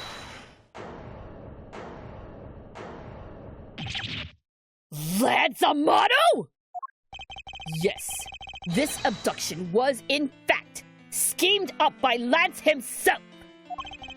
Recall what he said when he appeared before us. Did you see the faces of your kidnappers? No, I didn't see their faces. But 2. One was a woman. However, there were 3 kidnappers, which is in direct contradiction to what he said. But I know I only saw 2 people. This guy was being held hostage. It's possible he couldn't see all 3 of them. Ah, yes, about when you were being held. I have my doubts about what happened then. Lance, would you mind telling us what happened while you were being held captive? I really don't remember much anymore. Honest. But if I don't tell you at least something, you won't believe me at all, will you? Alright, here we go, you little punk. I was kidnapped yesterday morning. They had me shut in that room, blindfolded the entire time. But the kidnappers suddenly disappeared around the time I heard rain falling outside. My hands were cuffed, but it was a stroke of luck that they left me alone. I made my escape and ran away from that room as far as I could.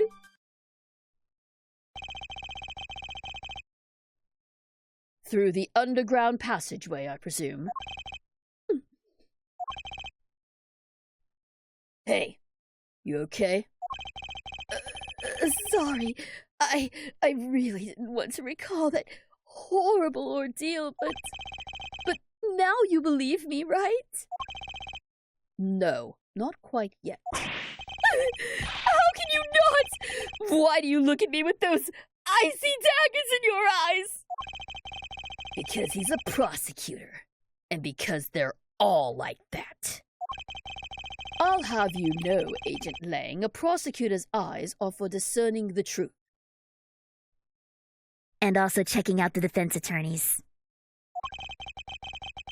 And should they be interpreted to be cruel at times, then so be it. There's a sticking point in Lance's testimony. Let's see what he offers up when I push a little. Alright. New theory. Call it a falling out because he found out Pops was his daughter and he got mad that Lance got her involved in this. Oh, that's also possible. That's good. I like that. Okay. Let's see here. Kidnapped yesterday morning. Shut in that room, blindfolded the whole time. Kidnappers suddenly disappeared around the time I heard rain falling. Hands were cuffed.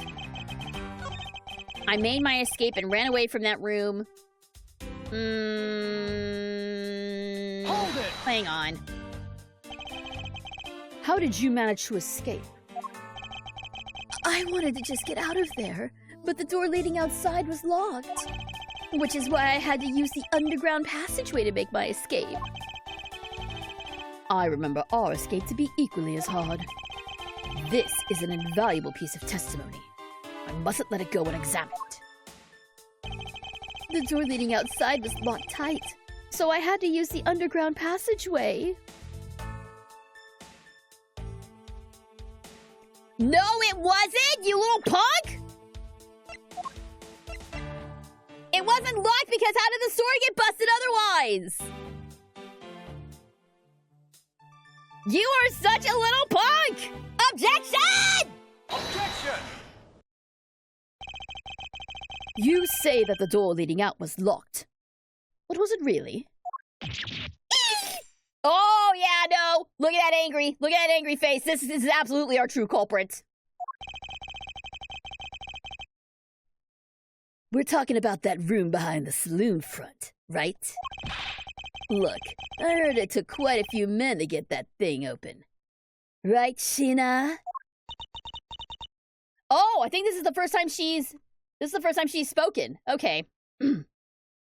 Yes, that's correct. Then take a look at this. What is that? A sword? It's not an especially reliable one if it's broken like that. Allow me to start from the end. My conclusion is that the door was never locked. It was simply held shut by this sword, which was used to jam the handle. Lance, even though your hands were cuffed together, you could still use them.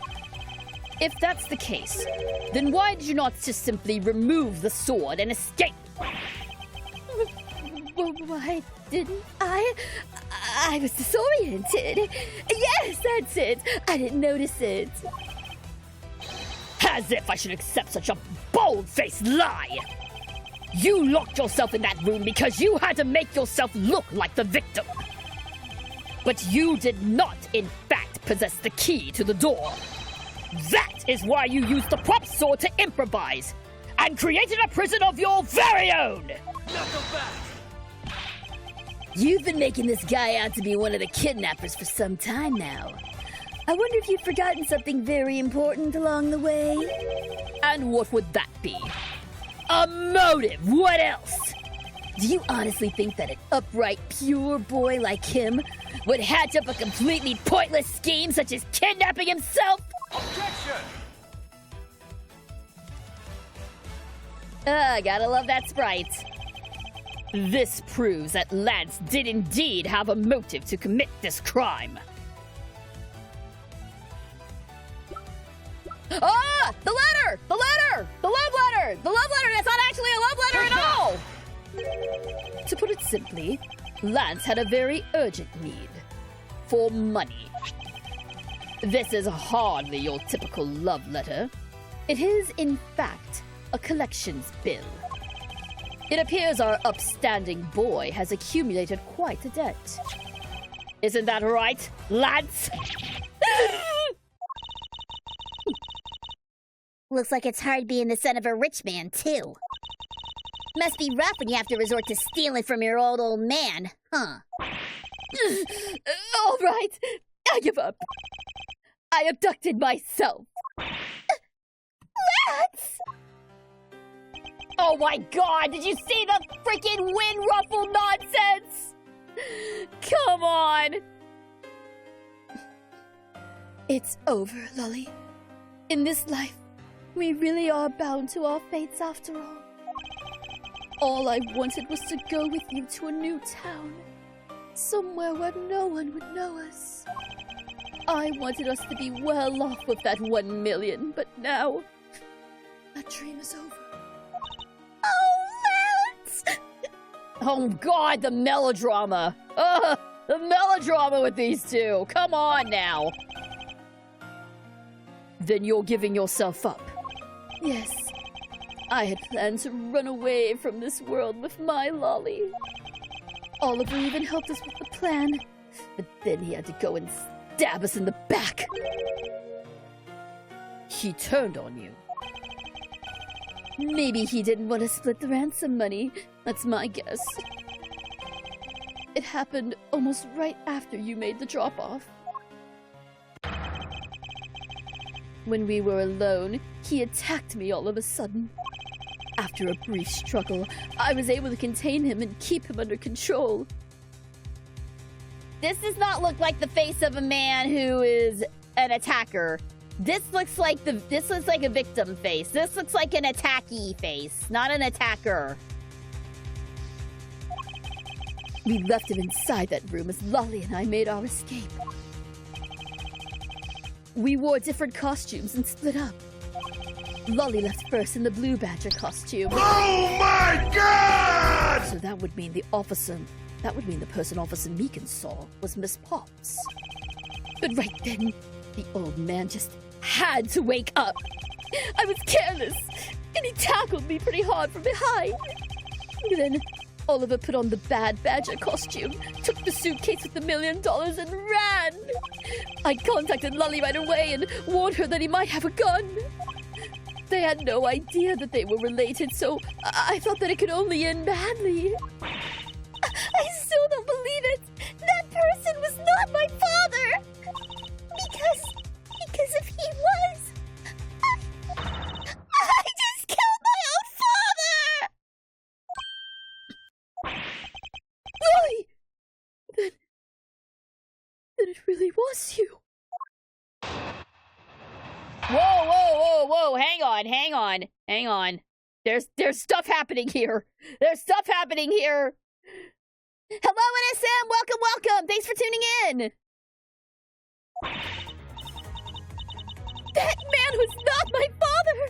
I mean, because at the stadium, there was a bad badger pulling the suitcase with $1 million in it. But that badger pointed his gun at me, aiming to shoot me dead! That's why I used the gun I got from Lance! There was a gunshot, the other person crumpled to the ground, and I ran scared for my life! Whoa, wow, there's a lot of throwing people on the swords here for one another. Hey, what's up, Lightning? Welcome. Thanks so much for tuning in. I think the big picture is finally coming into focus, don't you? Oh, Lolly, forgive me. I didn't think it would turn into something so frightening. If only I could have protected you! So, Miss Potts, she shot her own Dad without knowing who he really was? If what she says is true. You saying she's lying? But why would she lie about something like that? What purpose would it serve? You would be surprised how often people lie without even realizing it themselves, Kay. Huh? What's that supposed to mean? What I mean is, listen very carefully to her confession once more, and you'll see. Yeah, no, this really is a Shakespearean melodrama here. All right, hang on. Let's take a look at this. That man was not my father. At the stadium, there was a bad badger pulling the suitcase with $1 million. That badger pointed his gun at me, aiming to shoot me dead. But it wasn't a real gun. Hold it! Were you able to clearly see the gun? Yes. I got a very good look at it while it was pointed at me. Oh, Father, why would you try to shoot me? Do you really think a father would shoot his own daughter, Mr. Edgeworth? I don't know. I don't want to believe it myself. But it's true. My father's left arm was raised with a gun in it. Left? Are you sure it was left? Pointed straight at me. I'm about to die, I thought.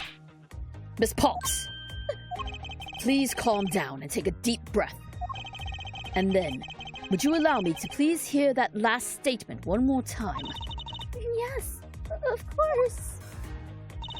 That badger pointed the gun in his left hand at me, aiming to shoot me dead.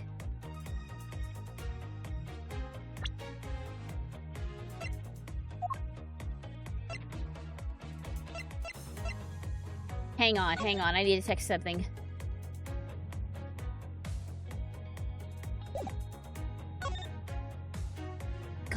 Right, okay, yes.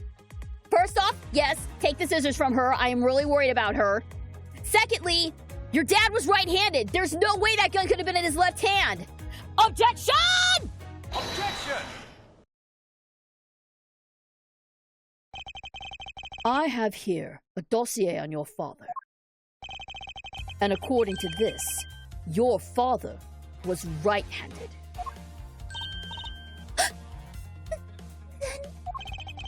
The person pointing a gun at you from atop the stage was not Mr. Deacon. Whoa, hold on there, Mr. Prosecutor. I think you need to take a refresher course.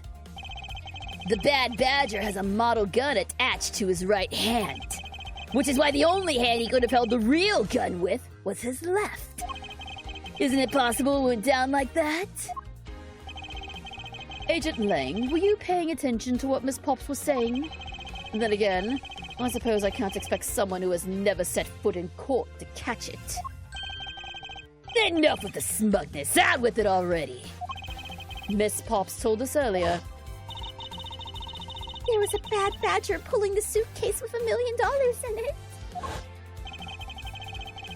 According to you, the bad badger had the gun in his left hand, which would mean that he was pulling the suitcase with his right hand. Is that correct, Miss Pops? Yes, exactly. And I'm sure it was the bad badger who had those huge sunglasses on his face. But if that's the case, even I can see there's a huge contradiction. Yes, Miss Pops claims to have seen the bad badger. And yet, the bad badger had both of his hands full. These two pieces of information contradict each other, so one must be wrong.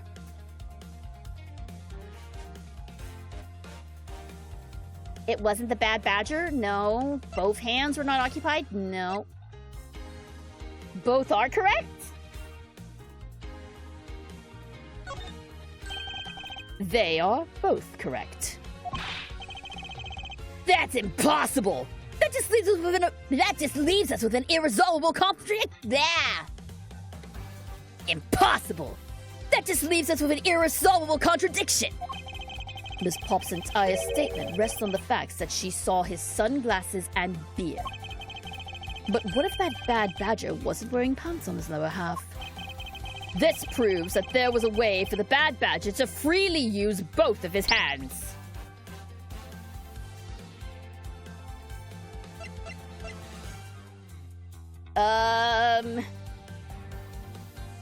Oh! It was just the head of the bad bat. It was the head. It was just the head of the bad badger. The rest of the costume was fine. The rest of the costume was a different costume. It was the blue badger costume, but a bad badger head. That's what it was. The costumes have two parts to them, a head and a body. Oh, I get it now! The head Miss Pop saw was probably really the head of the bad badger. However, is it not possible that the body was that of an entirely different badger? A different badger? Yes. Or to put it more bluntly, I believe it was the lower half of this badger. The body of the bad badger Miss Pop saw was really... No! Wait, no! Because Lauren was the blue badger and Meekins was the blue badger, it had to be the proto badger. Take that! What? The heck is it? It's the proto badger. Yes. And it is a simple matter of process of elimination. Miss Pops was wearing the blue badger costume, so we can eliminate that one. And the pink badger is of the wrong color, which would have been incredibly obvious. All that is left is the proto-badger costume. Miss Pops, who was the one who wore the proto-badger costume? That would be... Lance. Oh, here we go. Here's where it all falls apart. Knock him back! Are you saying what I think you are? That Lance Amano donned the bad badger's head and pretended to be Mr. Deacon? On top of that, he plotted to shoot Miss Pops while wearing that hideous thing? You have no right to talk about hideous things with that jacket you're wearing, sir. The stage that was set up in the stadium was nothing more than that. A setup. And its purpose was to lead Miss Pops into believing she had committed murder. Standing there in front of Miss Pops and pretending to be the victim. It was all done so that she would pull the trigger. I have no idea what you're talking about. Why exactly would I have had to do all that, huh? There is but one reason. Lance Amano! You are the real culprit behind the murder of Mr. Oliver Deacon! What? No! That's slander! Take it back! You take it back right now! Just out of curiosity, Lance, which is your dominant hand? I'm left-handed. What does it have to do with anything? It depends. According to Miss Pops, her attacker held a gun in his left hand. Knock him back! Who's what-handed doesn't prove a thing.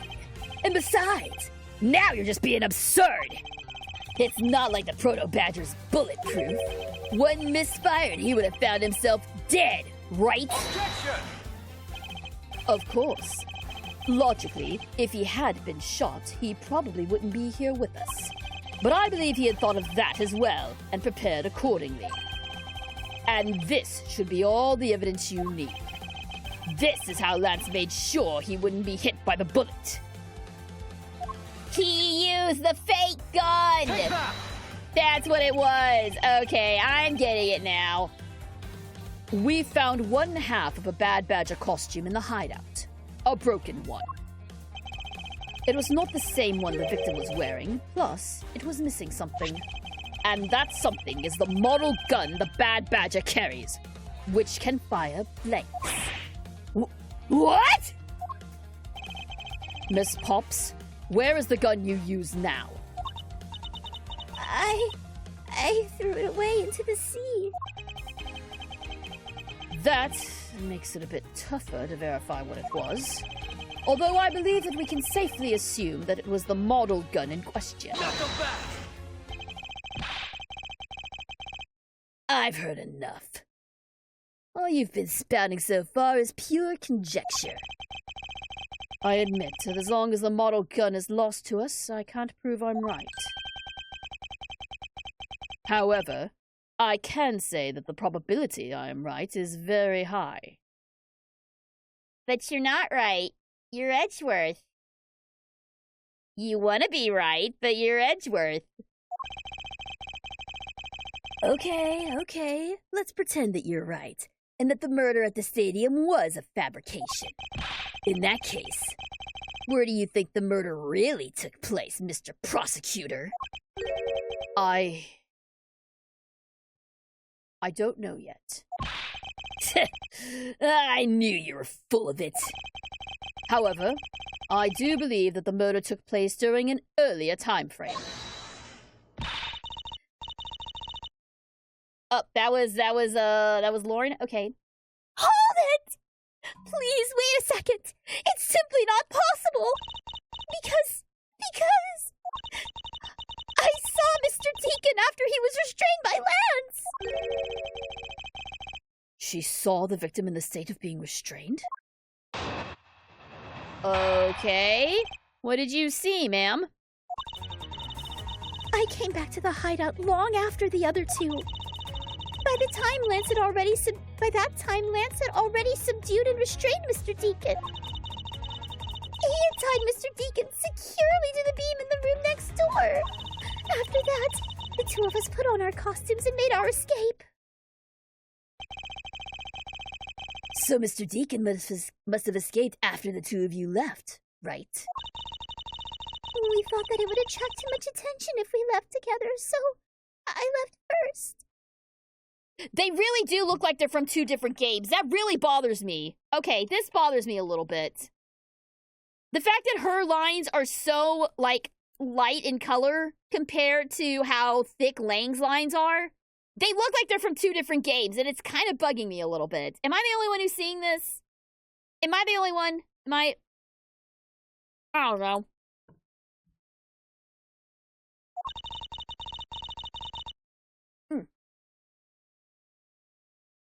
We planned to meet up again at the stage in the stadium, but then, as I was walking through the park, I got a call from Lance on my cell phone. Oliver managed to escape. It looked like he was waiting until I was alone. He also stole the gun from me at that time. And then the murder happened. Mr. Deacon must have overheard their plan to meet up at the stage. Well, Mr. Prosecutor, Miss Pop saw the victim with her own eyes. Which means that the victim was still alive at that time. Wouldn't you agree? Why does that sound wrong to me? There must be something amiss about this account. Let's see what happens when I examine it in more detail. All right. I came back to the hideout long after the other two. By that time, Lance had already subdued and restrained Mr. Deacon. He had tied Mr. Deacon securely to the beam in the room next door. Isn't that where we were, though? You are sure that it's Mr. Deacon you saw? Yes, I'm certain of what I saw. Did you go into the other room to check? Lance said that it was best if I didn't get too close to him. Lance, he's such a kind soul. Then are you telling me that you did not confirm it was Mr. Deacon for yourself? I checked through the slit in the door that separates the two rooms. He had a bad badger's head on, so I'm absolutely sure. Oh, no, you know what? It was us! While we were unconscious, he just popped the bad badger head on us and said, that's him! I bet that's what it was. That just had to be Mr. Deacon. She saw a bad badger head. The captive had a bad badger head on. I'm absolutely sure it was Mr. Deacon. Hold it! So the tied-up Mr. Deacon was still in his bad badger costume? Yes. And? It would appear that she's misread the whole situation. What now? Should I raise an objection? Do it! The person you saw was not the victim. What? Why not? I will tell you why not. With this. This, Miss Pops, shows us that the person you saw was not the victim. Take that! It was just the head! Miss Pops, the person you saw was not Mr. Deacon at all. Huh? The person you actually saw... It was us! We were the badger! It was me. Huh? The person I saw was you, Mr. Edgeworth? I always thought it was a bit odd. Why would the kidnappers abduct me, even after I had handed over the ransom? It's not as though I saw the face of the kidnappers. If I were them, I would have just taken the $1 million and ran. But in the end, there was a point to it all. It was to make me look like Mr. Deacon. And if that was the reason for which I was abducted, then I believe we can assume that the victim was already dead at that time. Well, Lance, am I right? That's... You showed Miss Pops a person, namely me, with a bad badger's head on. And then made your costumed escape together. Or so you pretend. What do you mean he pretended? Exactly that. I believe Lance watched you escape, and then doubled back to the hideout. Probably to come and remove the bad badger head from my unconscious self.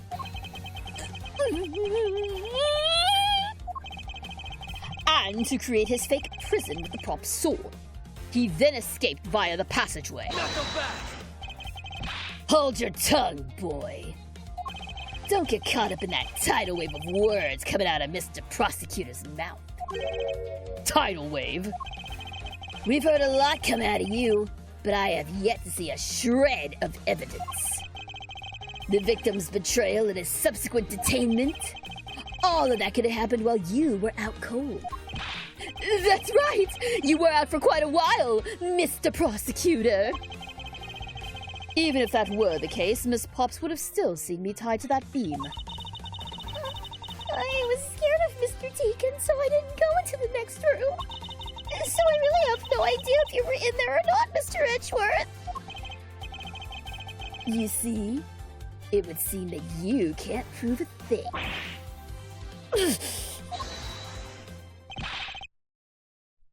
Yeah, no, good question. Who said that?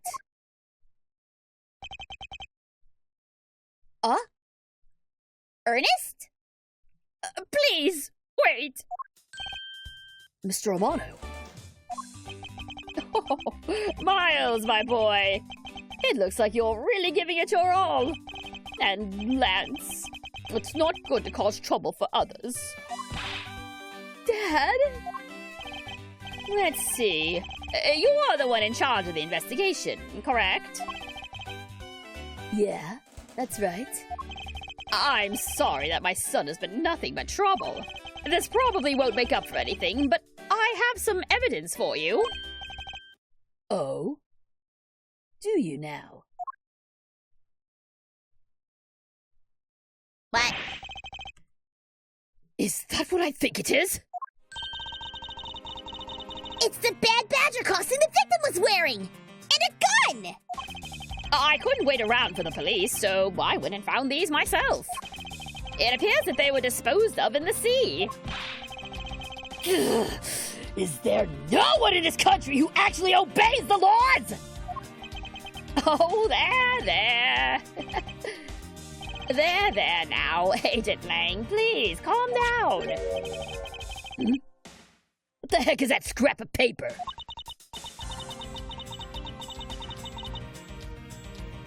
This appears to be a letter from the Chief of Police.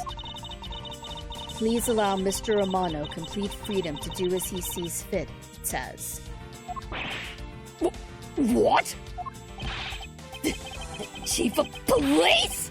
Who does he think he is? The person who wields the highest authority in this area. There now. There's no need to be so upset. I'm not a cop from this land, so I'm not bound by the laws of your country. Now. You talk so slowly, sir. This wasn't meant to strong-arm you into anything. It's just a request. I'm only asking that you please respect the laws of the land. Can't really say no to that. However, returning to the topic at hand, it doesn't matter who found the evidence. Its value remains unchanged. All right, now, let's take a look at this new evidence. I've already got the results back. I had a special forensics research lab that I'm on good terms with conduct tests. They verified that the blood on this costume belonged to Oliver. As for the gun, the only fingerprints they could find were yours, Lauren. What? You disappoint me, Miles. I can't believe that you would cause my son such stress and heartache. Thank goodness I was able to find the final pieces of evidence. With this, you'll have no reason left to push my poor boy around. That's it. These are the case-making pieces of evidence? Ha! I'll be the judge of that. Oh my god! Ernest is totally covering for his son! He is totally covering for this pug!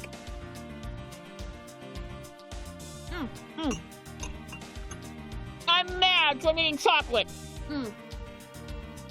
I'm really upset right now. Give me a second.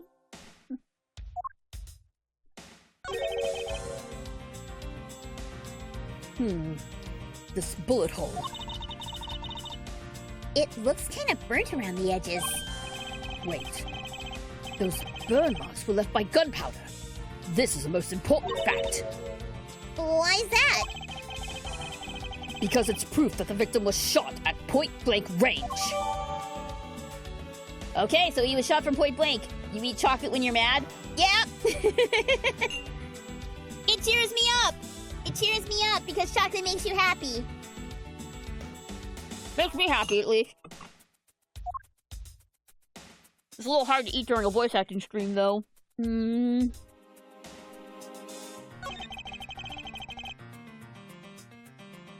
Could this gun be the actual murder weapon? Okay, so there's the other gun. Oh, hello. What's this? Is there a third pendant? What's that? It looks like there's something inside the costume head. Hey, they sparkle. I bet they're really valuable. Sorry, but they're just pieces of a mirror. But why are they in here? We did see a mirror. We did see a busted mirror. Well, are these not the most definitive pieces of evidence you've ever seen? Oh, thank you, Dad. This should be enough to convince even Mr. Edgeworth over there. Okay. Alright. Make no mistake, there are fingerprints on that murderous gun. And they prove that it was Lolly who killed Oliver. But Oliver was also after Lolly's life. So, Mr. Edgeworth, even you must see that Lolly was only acting in self-defense. The fingerprints on the weapon, huh? Oh no. This isn't helpful at all. Look, Mr. Edgeworth, all I want to do is save Lolly. But in the end, all I can do is watch on and she— Whoa! We're under attack! Ah! Hello, readers! Welcome! And thank you very much, Rosenthorn, for the raid! Hang on, let me give you a shout-out. Let me give you a shout-out real quick. Let's see. Rosenthorn. Did that work? There we go! Awesome! Thank you so much! And welcome, readers! I am Super Geek Girl, aka Ariel Graham. I'm a voice actress with Crunchyroll. You guys might have heard me as Carne Ina in the 100 Girlfriends who really, really, really, really love you. Along with Tia and Overlord, Samidare Asahina in Lucifer and the Biscuit Hammer, Julie and Mushoku Tensei, and a bunch of other stuff. Thanks so much for stopping by. We're playing Ace Attorney Investigations. Specifically, SGG voice acts Ace Attorney Investigations. I'm doing all the voices for this. Not actually, but you know what I mean. Anyway, thanks for stopping by. Please feel free to stick around. And thank you very much, Rosenthorn. Yes, the stream's going really well. Thank you so much. Thank you very much for stopping by. I'm really glad to have you guys. But in the end, all I can do is watch on as she takes the punishment for her crimes. Uh-oh, hang on. Back to the game. There we go. That may be all you can do, however. I still have a case to solve, and a job to do. The job of unraveling your insidious lie.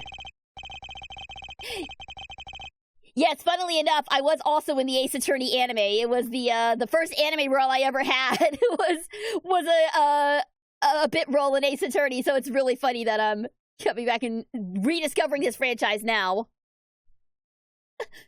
You wound me. Why won't you believe me, even in the face of all this evidence? Because you're a lying punk and you're trying to set your girlfriend up as to take the fall. Make no mistake, there are fingerprints on that murderous gun. All right. Hold it! Those fingerprints. Are you sure they belong to Miss Pops? Well, there's no mistake about it. Through my connections, I had the best forensic techniques money can buy performed. Well, I find that to be a bit peculiar. What? Are you trying to pick an argument with me? What should I do?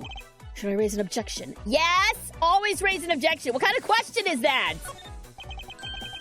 Frankly, I don't believe that Miss Pop's print should be on that gun to begin with.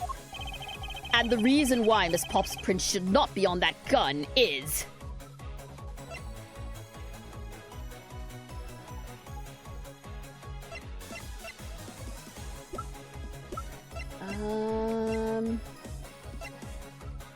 Yeah, the water washes the prints away.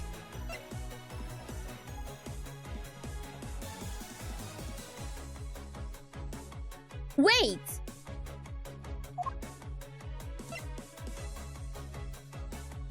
There shouldn't be a powder burn on there either, because it wasn't the Bad Badger costume that was shot. It was the Proto Badger costume that she shot at, right? I've got an idea. I don't know if it's right, but we're gonna go with it. Take that! It's simply not possible for Miss Pops to have left any prints on the murder weapon. Because while she was at the stadium, Miss Pops was wearing a costume. Huh? But there's been no mistake. We found fingerprints. Well, Miss Pops, do you remember touching the gun at all at any time? Oh, yes! As a matter of fact, I did hold it for a bit back in the hideout. I handed it off to Mr. Deacon when he and Lance left for the haunted house. To retrieve the ransom money, I suppose. And there you have it. That is when Miss Pop's prints found their way onto the gun. Do you understand now, Mr. Amano? The fingerprints do nothing to prove that Miss Pops is the murderer. But you still don't have anything to prove that she isn't the killer, right? You seem very adamant about insisting that your girlfriend is a cold-blooded killer. Oh, Lance! What? No way! I'm incredibly worried about her. But that doesn't change the fact that you don't have any evidence, right? That's where you're wrong. I have the evidence. What? How? The story that Miss Pops killed the victim at the stage in the stadium. The whole affair is simply not true. because that was not the real crime scene, but a setup. This proves that the real murder was not committed at the stadium at all.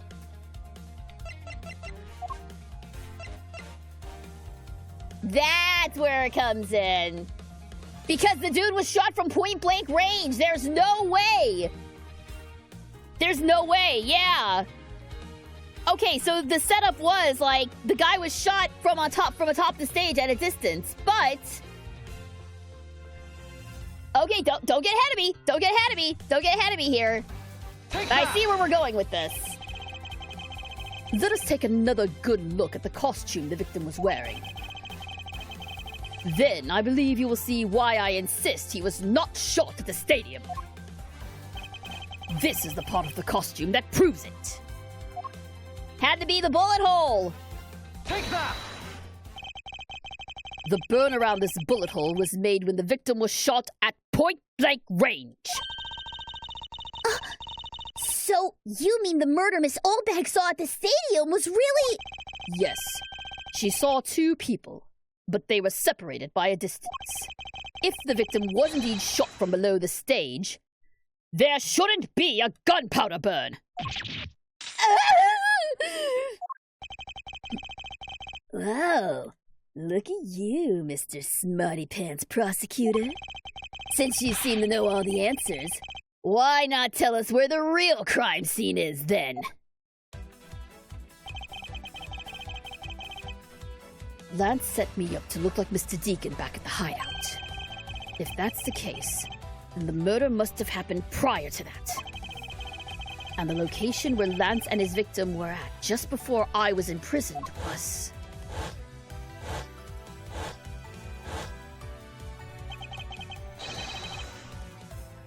I've got it. I know the real scene of the murder. I think you're right. The real location in which Mr. Deacon was killed Is here! Oh, my voice cracked. I think it's not unreasonable to assume the murder took place In the haunted house. the haunted house. Yes, and I have proof that it is highly likely the victim was killed there. The mirror fragments! That's where they came from! I thought they came from the back room, but they actually came from the haunted house! Thank you for the hydrate, Zach! These were inside the costume the victim was wearing. They're fragments of a mirror. A mirror. And what does that have to do with anything? Indeed. You don't exactly expect to find pieces of a mirror inside a costume. Yeah, that's actually pretty dangerous. However, there is one place I can think of where there is a plethora of mirror fragments. And that is the haunted house. Okay, but real talk though, that is extremely dangerous. For a attraction at a theme park, having shattered glass all over the place. You know how many lawsuits that's waiting to have happen? Somebody did not think that through all the way. Someone didn't think that through all the way. It looks cool, but it's actually really dangerous. What the heck?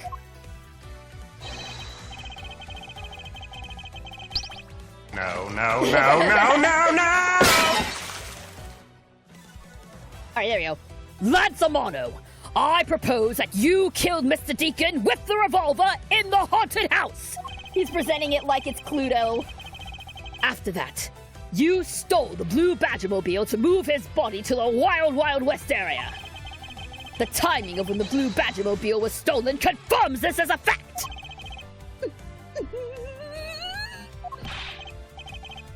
Miles, my boy, say no more! I'm sorry, Mr. Romano, but I cannot do that.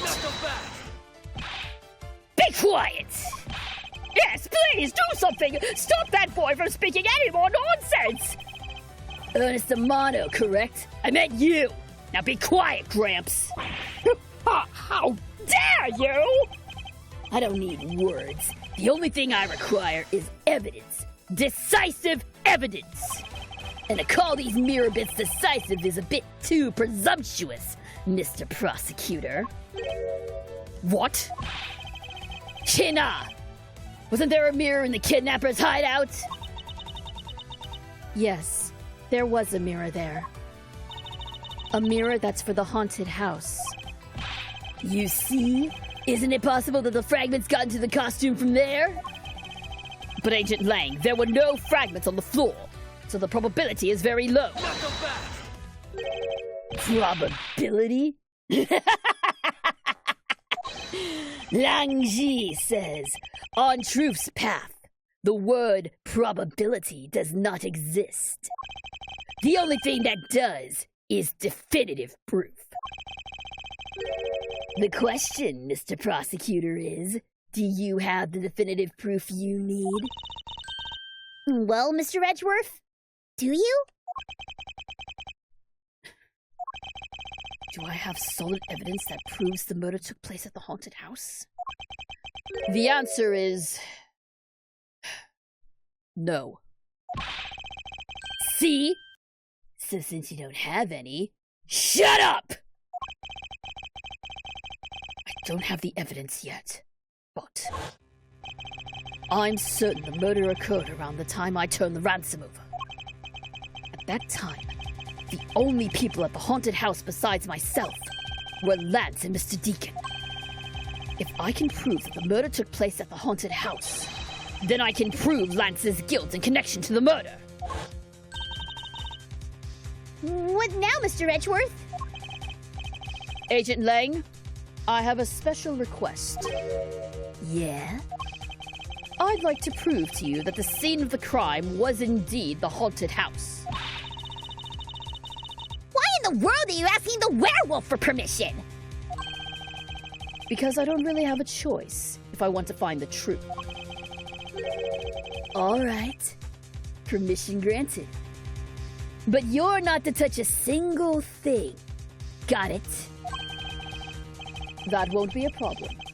All that's important to me is that the truth be brought to light.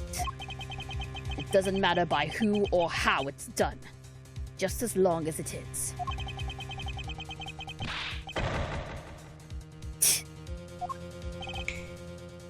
China! I'm here. Put in the paperwork for the authorization immediately. Understood. I'll go get the Gatewater Group's approval. What? Who was that? Who now? Oh God, it's you. Okay. Now, let's hold on for a second. There's no need to obtain approval. Mr. Amano? Agent Lang, if you would, please take a look at this. What is this? Shina! It's the deed to the haunted house. The deed? Read it out loud! Gatewater Land Incorporated hereby bequeaths the property known as the haunted house to Mr. Amano for the lump sum of $1 million, paid in full in cash. What? As you can see, I am now the legal owner of the haunted house. Are you kidding? When did you? I ran into the owner of the park earlier, and we made the deal almost immediately. What kind of clout does this man have? How quickly things move when you can prepare $1 million in the blink of an eye.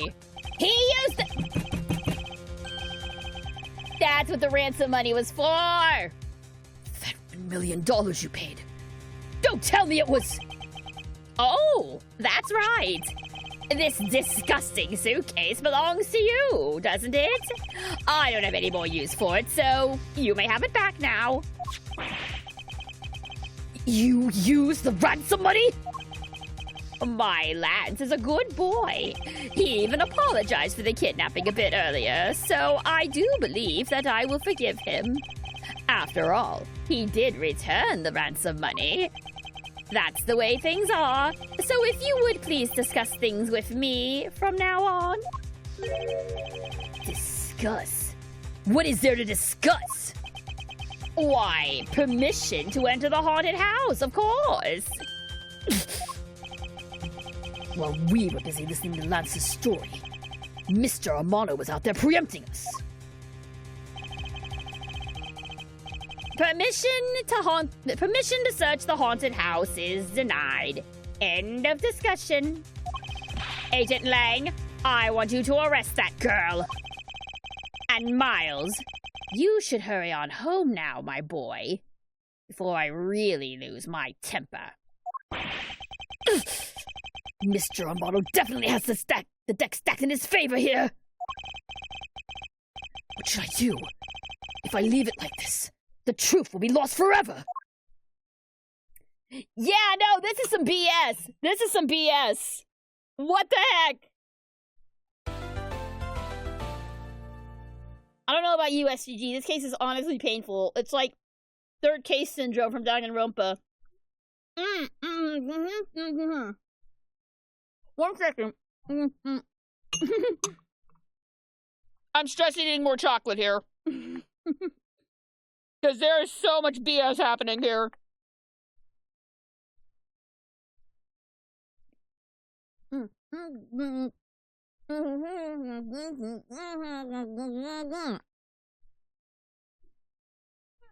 Okay. Sorry about that. That was probably not great to hear. Yes. Third case syndrome. There is some serious third case syndrome going on here. And I'm so annoyed that it's happening in Ace Attorney too. I'm so annoyed that it's happening in Ace Attorney. Why is it always the third case that is the weakest and the most convoluted? I mean, I'm glad that we got Kay and we got Lang, but oh my god, there is so much BS happening here. Alright. I need to see how this ends. I need to see how this ends, so we're moving on. We're gonna keep going.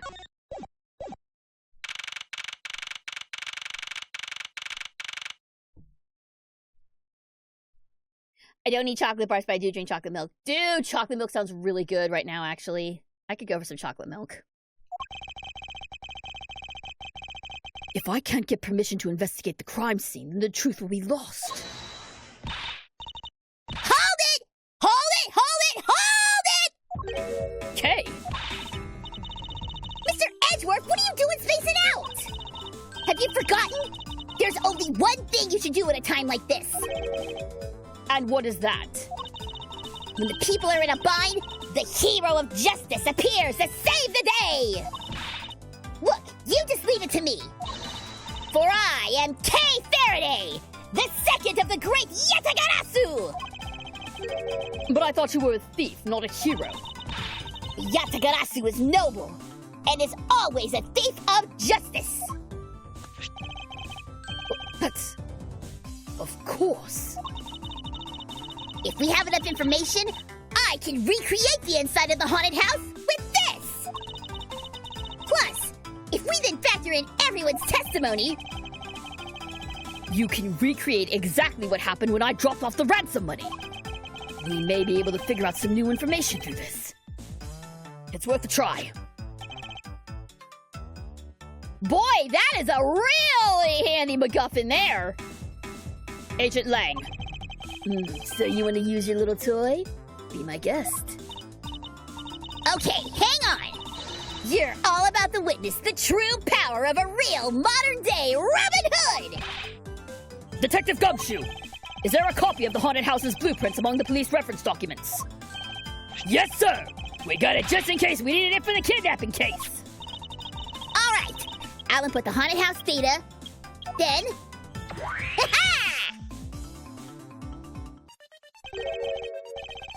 This is a very detailed hologram. Holy crap. BS away! What is this? Where are we? It's like we're inside the haunted house! Even if we can't inspect the real location itself, the path to the truth slumbers here. If I can successfully navigate my way using logic, I will ultimately arrive at the truth. Thank you for the stretch and the hydrate, Stumpy. Much appreciated. Now then, I believe I'm ready to investigate the crime scene. Okay, what should I recreate first? You haven't figured it out yet. Maybe I have, maybe I haven't. But I'm gonna make you do all the hard work. Very well. I'd like to inspect the moment in which I was ambushed by my abductor. The two of them were definitely in this place at that time. If I can verify that, it may provide me with a new lead. I had just come out into the hallway after leaving the money inside the dining room. At that time, I saw a badger slumped over on the floor at the end of the hall. Huh? What was a badger doing all the way out there? I also thought it strange. However, I thought that maybe it was simply a mannequin that was set there for atmosphere. Do you know which badger it was? No, it was too dark to tell. All I saw was its silhouette. In that case, I guess we'll just program a badger silhouette in for now. Okay, programming complete.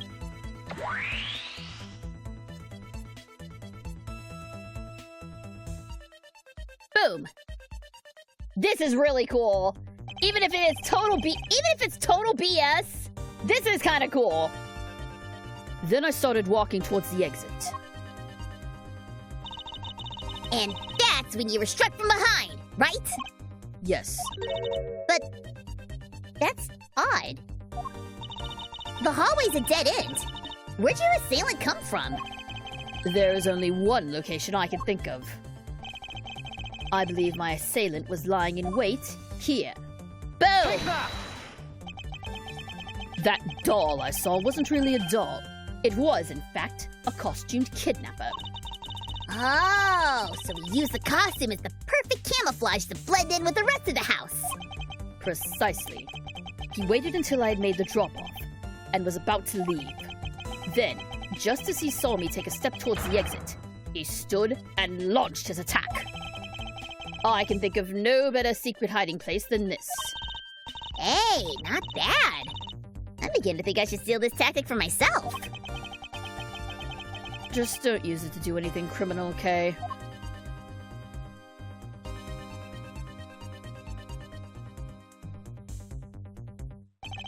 Well, Lance? What are you asking me for? As one of the kidnappers, I figured I should give you the chance to confess first. I was one of the kidnappers, but I don't know anything. I did come up to the haunted house, but I never set foot inside. I left Oliver in charge of picking up the ransom money. He didn't set foot inside. Is he telling the truth? Or is this another lie? All right. Then you're claiming it was Mr. Deacon who assaulted me. Yes, I'm sure it was him. Okay, inputting the new info now.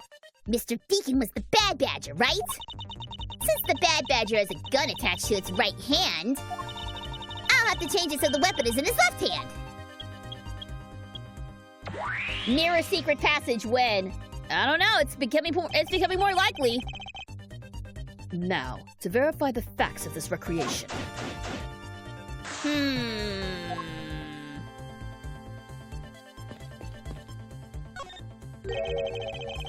You didn't recreate the weapon. Well, I can't exactly recreate something I know nothing about.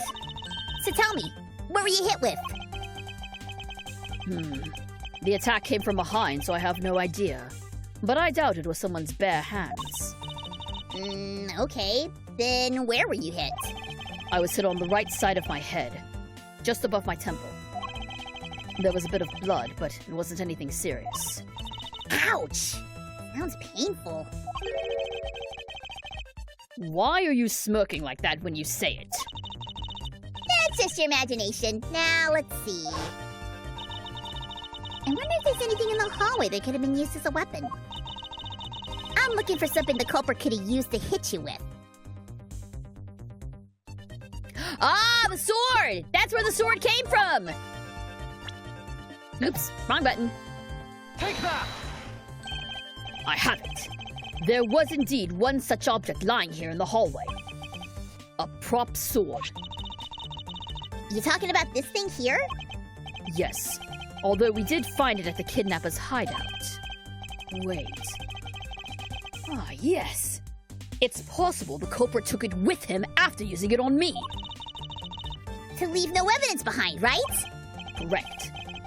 It may be worth a more thorough examination yet. Okay, so what test you want to run on the sword? Luminol, so we can see if there's any blood on it. If he bled from his attack. The culprit was wearing a costume at the time, so a fingerprint analysis is useless. Let's run a luminol test. It's possible that some of my blood found its way onto this. Agent Lang, may I ask for your cooperation in this matter? Like I have a choice. Shina, call the lab boys. Understood. Except for a dab on the left side, it would appear the blade is spotless. So it must have been the left side of the prop sword that hit you then, right? Okay, there we go. Okay, I'll update the recreation with this new piece of info.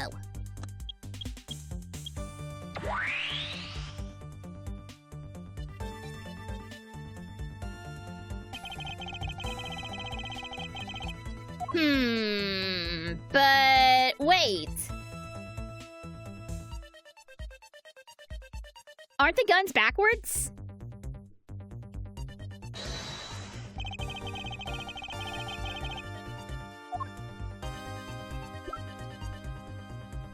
Yeah, wait. The blood ended up on the wrong side. Eureka! Or did it end up on the right side and this is just me confirming it? No, okay, got it. Finally! I found a clear contradiction of facts about this sword. Except for a bit on the left side, this prop sword is absolutely spotless. However, if the culprit had used his left hand, the blood would be on the opposite side. The opposite side? Huh?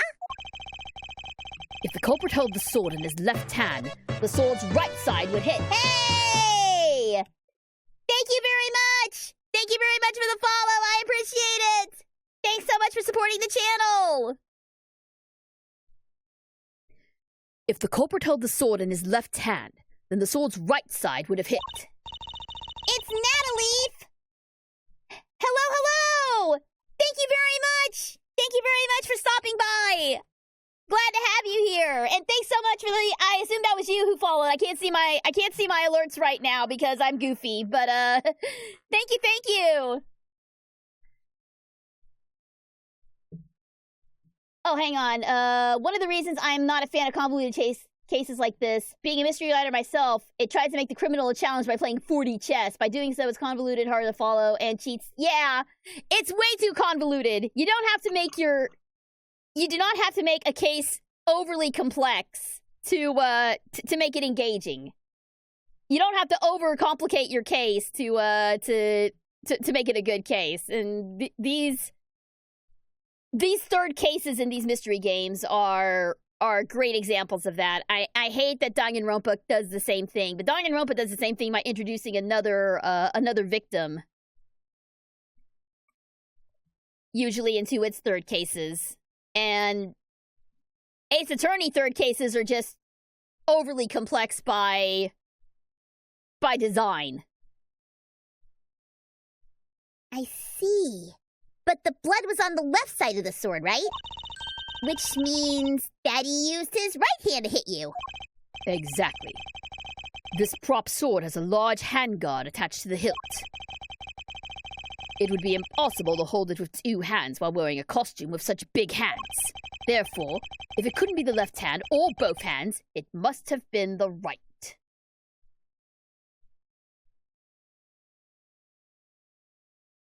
It's supposed to be pronounced by my first name. It's Natalie F. Oh, sorry. Sorry. My bad. Either way, it's glad you're here, Natalie. Thanks so much for tuning in.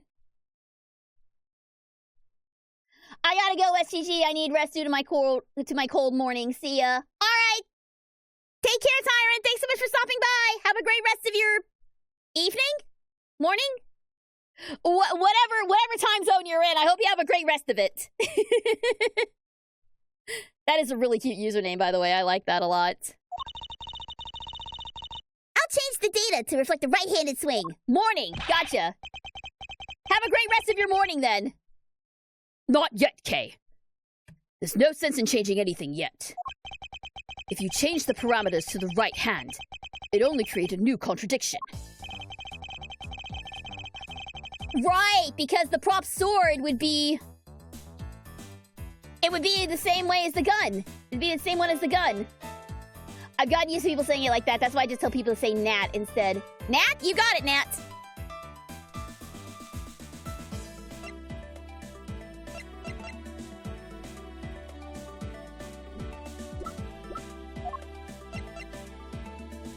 It would be the model gun, right?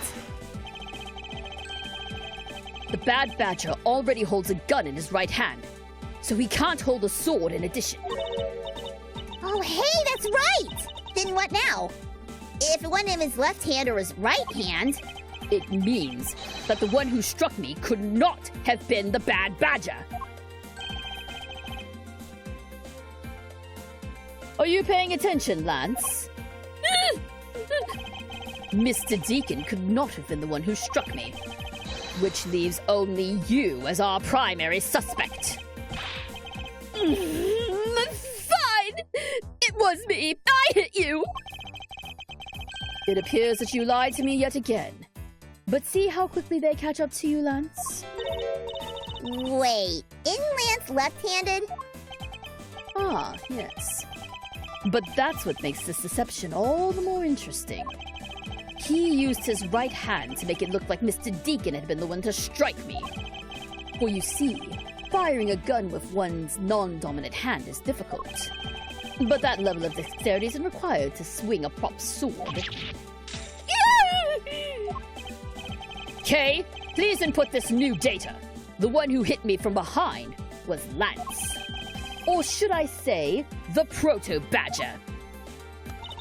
You got it! Here I go!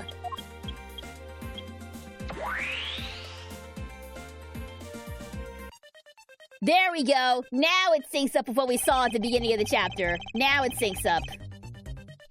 Now we have a faithful recreation of the situation around the attack on me. All right! All we have to do is examine this new recreation and...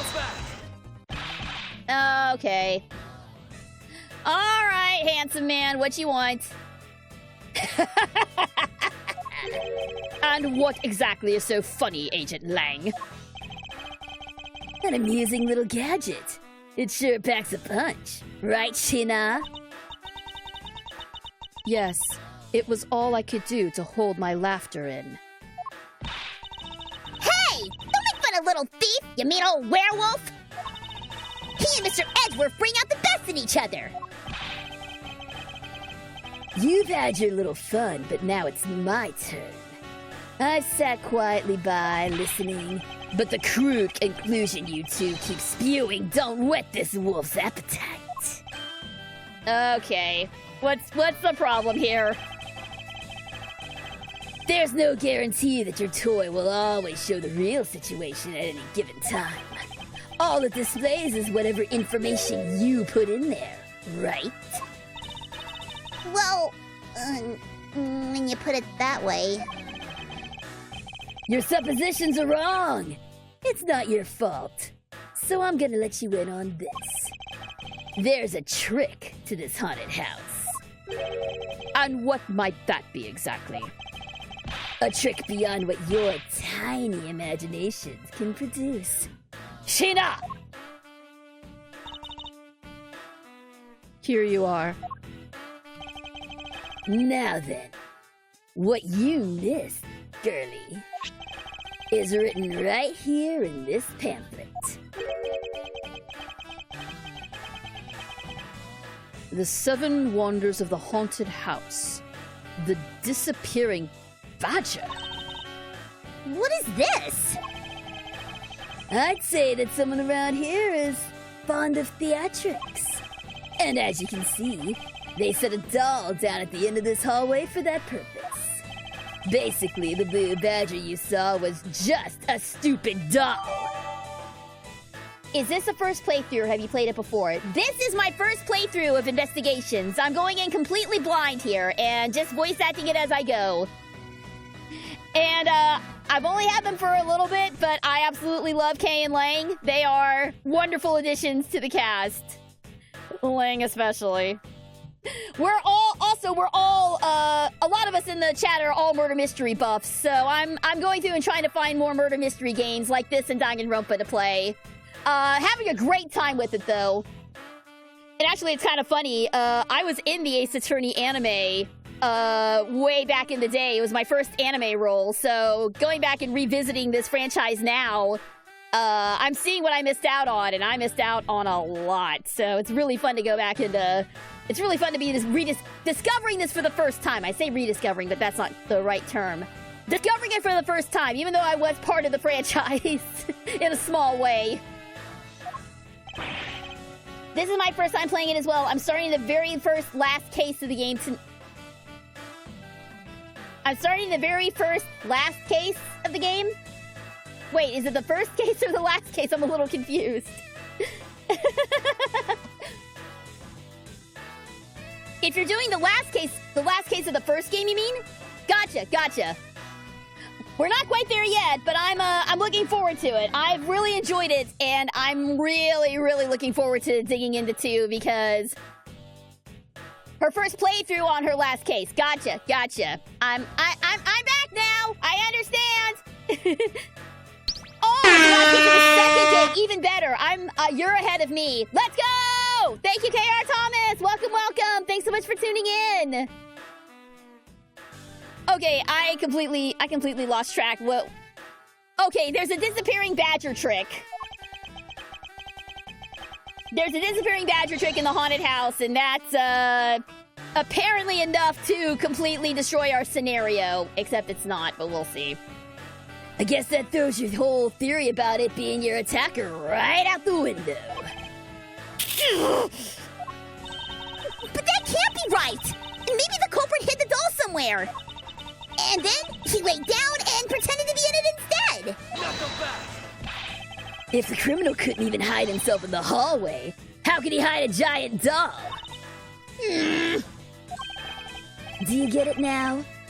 Thanks to your presumptions, your logic started off weak and led you to the completely wrong conclusion. Now get off your high horse! Mr. Edgeworth!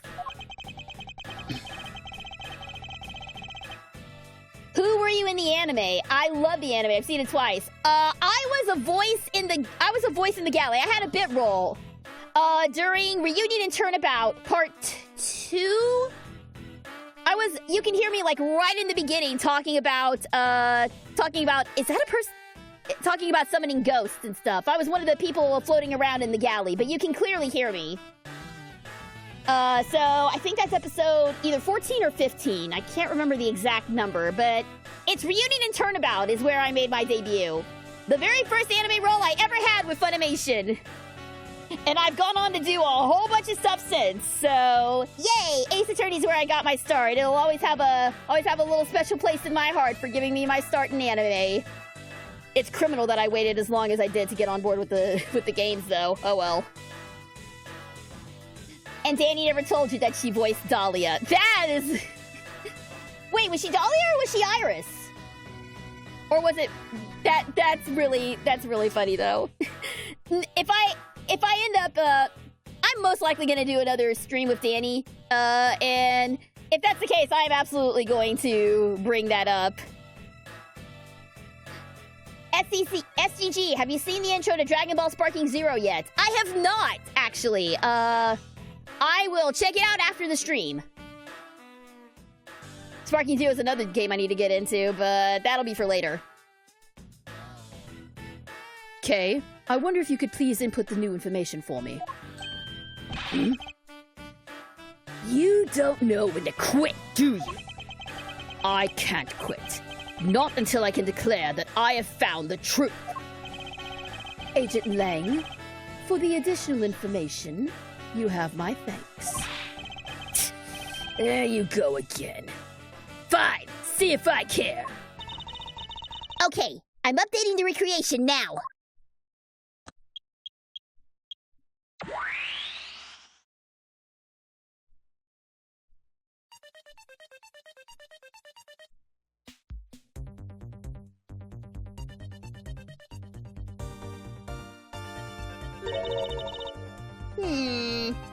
That looks really weird. Look at how it changes from the blue badger into the proto badger all of a sudden. If the slumped over badger was just a doll, where was my attacker hiding? Well, that's what we're gonna find out, right?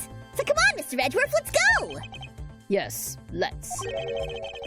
This recreation can't be right, which means there must be a contradiction somewhere.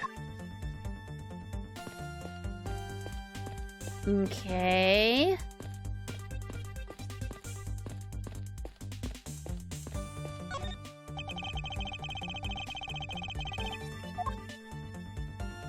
So, what do we got here?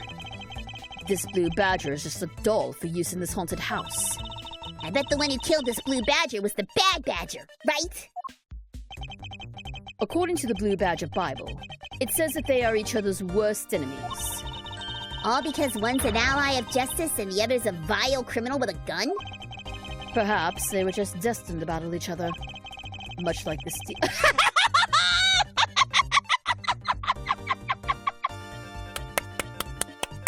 Yes! Yes! Nerd out on your hyperfixations in the middle of a murder case! Yes, baby boy! I love it. I love it. Any chance he gets to tie it into Steel Samurai. Much like the Steel Samurai and the Evil Magistrate. I love it. Oh, that's so dumb. Hang on. Wait just a minute. Wait just a minute.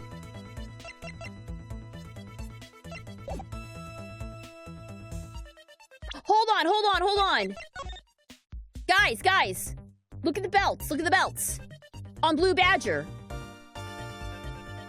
See? They're on the opposite side here for some reason. That's sus. That's absolutely sus. Yes, I am we are big Edgeworth stans in this chat. We are big Edgeworth stans. Okay, it's got to be the Bible. Eureka! You can throw that into the gaming chat. You can throw the intro into the gaming chat, K.R. Thomas. Thanks. Hold on a second here. There's something wrong with this Blue Badger. Huh? Like what? The way the belt is on him is opposite of how it should be. Did you make a mistake? That can't be. I inputted the image data exactly as it is in the pamphlet. So then, why is the Blue Badger dressed up in reverse?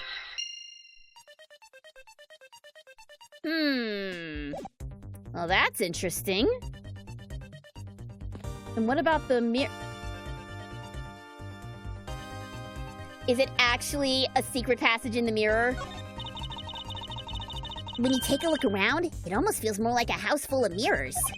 Indeed. Who's ever heard of this many mirrors inside a haunted house? Well, at least we know this is the real crime scene, thanks to these mirror shards. Hey, wait a minute. These shards, there's something different about them. Oh? The ones we found earlier are thicker than the shards from these mirrors on this wall. And look, there's some sort of design on the back too. The pieces from that costume are certainly different from the other mirrors. What does this mean? Could it be that our pieces are not pieces of these mirrors?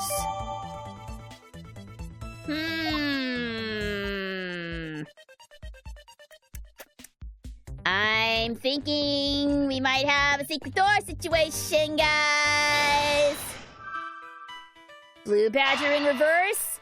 Mirror shards equals secret door, secret door, secret door, secret door, secret door, secret door, secret door.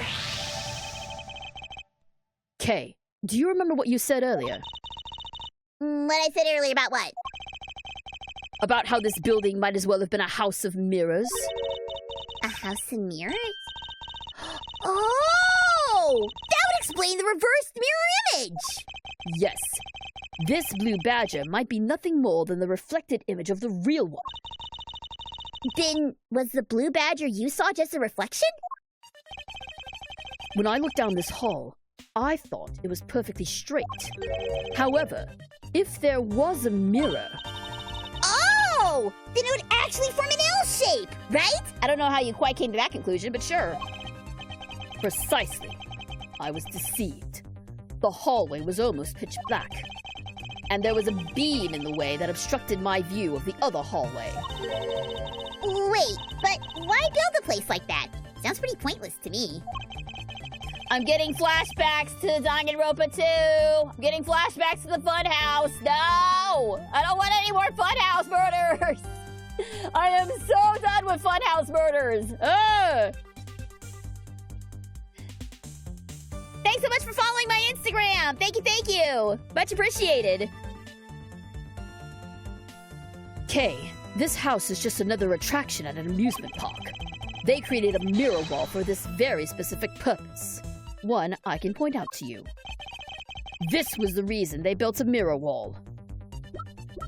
Specifically so they could do the vanishing trick. Take that! As it's written in the pamphlet, the main draw of this attraction is the mystery of the disappearing badger. You mean they built that mirror for that trick alone? But you said you saw the badger, so it was definitely still there. That was true at the time. However, doing this allows someone to make the blue badger disappear in a flash. You move the mirror out of the way. It's not quite a secret door, but it's close enough. To remove a reflected image, simply move the mirror. First, the mirror was constructed so that it could be moved. Then, beyond where the mirror was, an empty hallway had to be created. Oh, so when they wanted people to see the blue badger, they just opened the mirror. And when they wanted to hide it, they simply had to close it again. So it was kind of a secret door, actually.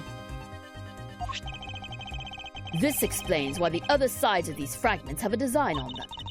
Oh. And if the pattern is the same as the other walls in this hallway... Then when the mirror is closed, it would blend in with the rest of the walls. This is the mirror trick this haunted house employs. And this also proves the existence of a hiding place for the culprit. Huh? How so? Think about it, Kay. There was a place that was outside of my field of vision. The culprit kept out of sight by hiding here. He was hiding back there. This would be a clever twist if it weren't for how convoluted the rest of this case was. Yeah, it got really complicated. It got really complicated there near the end. But this is a decently cool twist.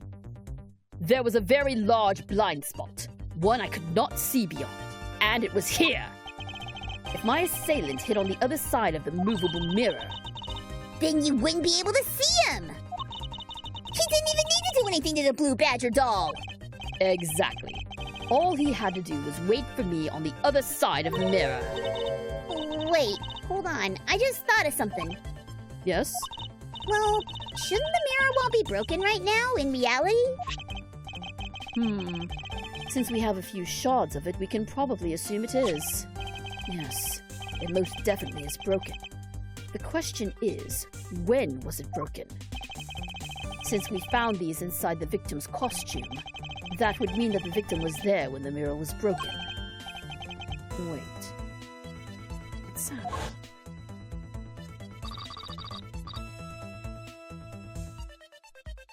Leave the money and go. Now. That's where... Okay, gotcha. That sound I heard was most definitely the sound of a mirror breaking. Kay, I'd like you to input some new information. Don't scare me like that! Sorry. but I need you to recreate something for me. I probably should have shouted that louder. Oh well. Sure, whatever you need. So, what do you need anyway? If you could first recreate this hallway just before I enter the dining room. You got it!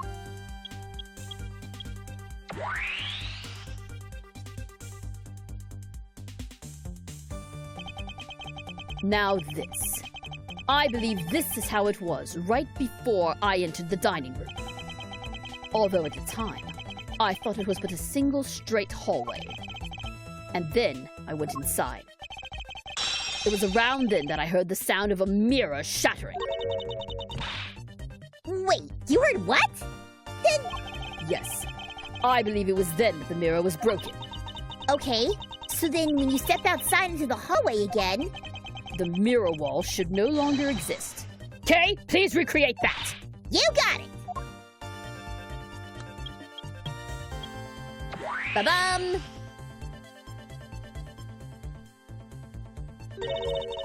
Wait, but with the mirror gone, the culprit lost his hiding spot. So where did he go in his proto-badger suit, Mr. Edgeworth? That's easy enough. With the mirror gone, he simply hid himself in the branch hallway. I think this about wraps it up. Looks like we finally solved everything. No, not yet. An even larger contradiction has now reared its head. Huh?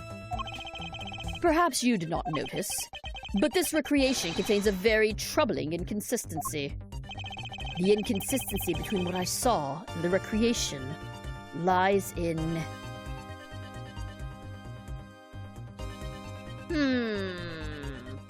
Would it be something behind the mirror? Kay, take a good look at the end of the hall. Oh, there's no blue badger there. Exactly. The blue badger that I saw in reality is not here. This is the final point on this long chain of logic. The last remaining contradiction.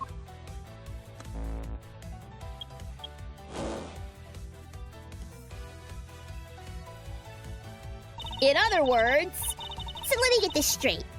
When you came out of the dining room, I snoozed dads for a little bit because I think we're almost done with this. you saw a badger, right? And that is precisely where the final contradiction lies.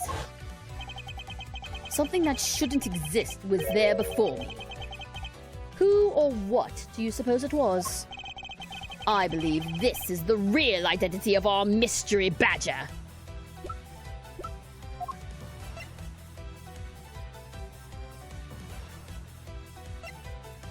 It would be the victim.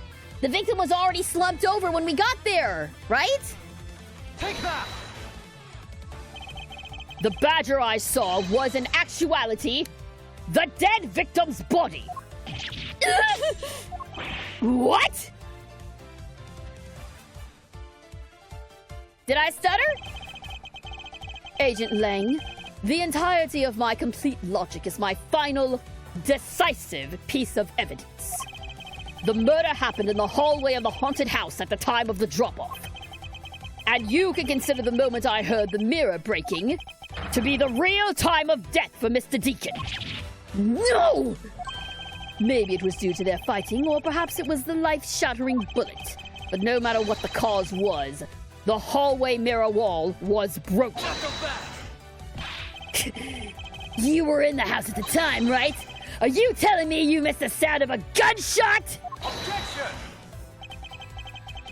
There were a variety of sound effects playing at the time, all for theatrics, I assume. The gunshot must have blended right in. That's a bit of a stretch, but okay, sure. Seems it's good enough. Now then, I'd like you to recall something for me. Who was it that was with the victim at the haunted house? Who was it who had the opportunity to rob the victim of his gun and use it on him? It was you! Lanzamoto! Here comes the breakdown!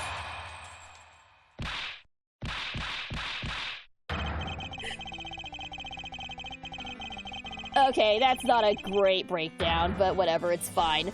I'm sorry!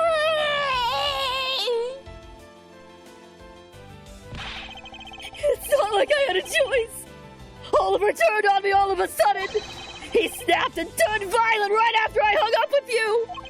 He shoved me to the ground and straddled me. I fought back as hard as I could, grabbed his gun, and I shot him. The bullet must have went through his body and shattered the mirror. If I hadn't taken his gun and shot him first, I would have been the one you found. He's a hardened criminal. He escaped from jail. You see? That's justified self-defense. My boy was only trying to protect himself. That remains to be seen, and will have to be resolved in court. Agent Lang, I leave the rest to you. As if you were the one in charge around here. Guys, arrest these two. Get them out of my sight. Wait! I had nothing to do with the murder. The only person you should be arresting is Lance! Daddy! Sorry, but you're not slipping away that easy, Mr. Ernest Amano. You tampered with evidence so that you could cover for your son. What a great dad you are, willing to risk it all. Truly touching.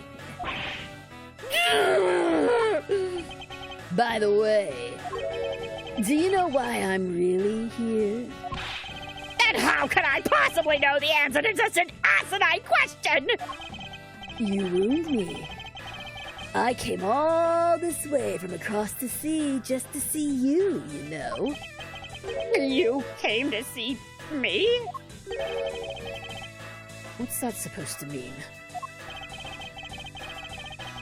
I have a few things to ask you, Mr. Amano, about a case from 10 years ago. A case from 10 years ago? Oh, what's the name that you use for that case? If it's DL6, I'm gonna throw something. Tina! It's known as the KG8 incident. The KG8 incident? Oh, so you remember it. Good.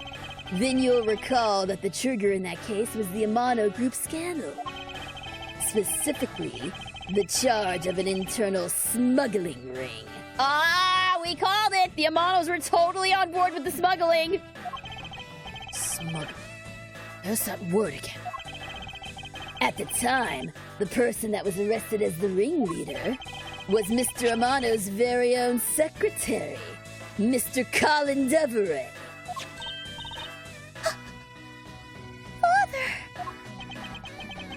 Even though you pushed the crime onto your then secretary, Mr. Devereux, I always suspected that you were involved in the smuggling ring, Mr. Amano.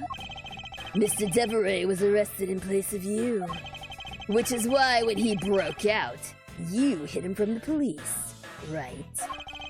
You hid him in exchange for his silence on your little dirty secret. Now,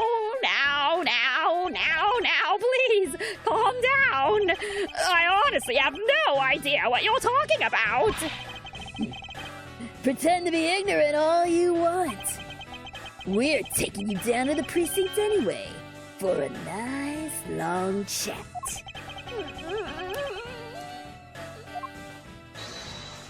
Hold it?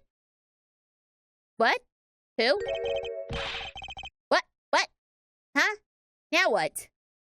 Who the heck was that? Oh no! What are you? What? Oh, never mind. I forgot. This takes place before.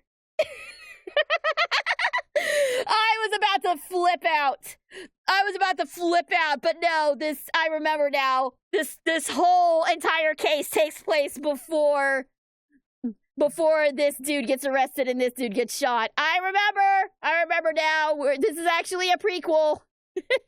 Carry on. No shenanigans here. We're fine. I'll take him down to the precinct, if you don't mind. I think that was the voice I used for him. Who the heck are you? I'm Jacques Sportsman, and I'm the prosecutor in charge of this case. Oh, Jacques! Thank goodness you're here! Don't jerk me around! This is an Interpol case! Keep your paws off of my suspect! Oh, sorry, but I can't comply. I've got the backing of the prosecutor's office. See, in this country, we prosecutors work with the police to bring cases to court. So if you could please cooperate with me here, that'd be great. Now, how about a handshake to seal the deal? Sorry, I hate prosecutors. A whole lot of you. And we out. Guys, arrest the 2 suspects! Sir! Oh, I almost forgot. Prosecutor Miles Edgeworth, is it? I'd like to thank you. Thank me. Yeah, for working so hard to fulfill my goal.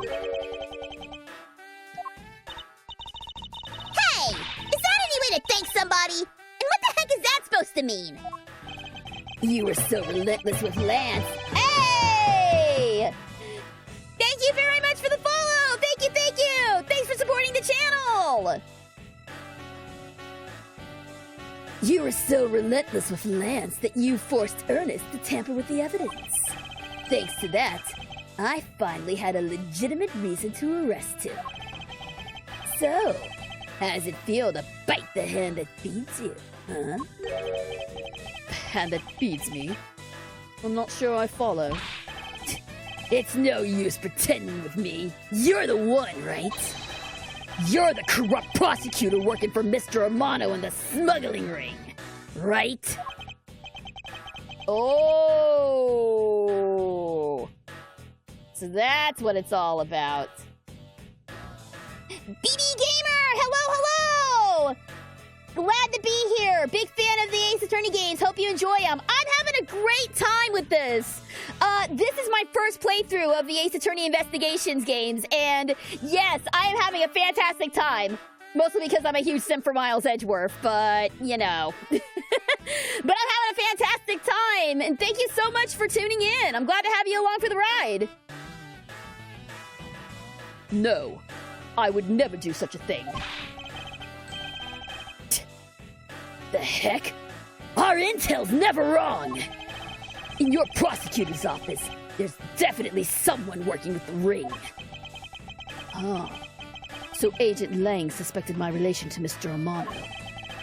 That must be the real reason behind his antagonistic attitude. On top of that, your mentor was Manfred von Karma, right? Ooh, don't you bring that word up around me. Don't you bring that name up in my house. There were non-stop rumors flying about forged evidence with that guy. You're not twisting the truth behind those closed courtroom doors, too, are you? The courtroom is a place where the truth is revealed. Well, don't worry. It's not only you. A whole lot of you can't be trusted. A prosecutor who never lost in 40 years? Every defendant must be found guilty? Fueled by that kind of thinking, is it any wonder that the court produces nothing but falsities and lies? It would seem his disdain extends beyond just me. Prosecutors, courts. Why is this man so angry with us all? Rest assured, next time we meet, I won't be so forgiving. Oh! Come on with the cool pose! Come on with the cool pose!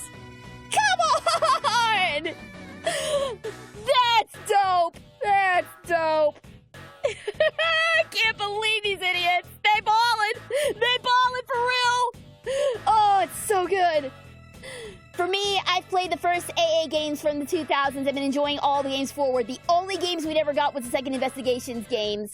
Yes, I am so excited. I'm so excited to get to Prosecutor's Gambit. I'm really excited. We're not there yet. We won't get there until probably at the rate I'm going, probably not till next year. But I'm very excited to start Prosecutor's Gambit eventually. It's gonna be great. I can't wait. I can't wait! Yay! Lang's problems with the systematic failure of the justice system is absolutely legitimate. Yes, no, I get him. I get him.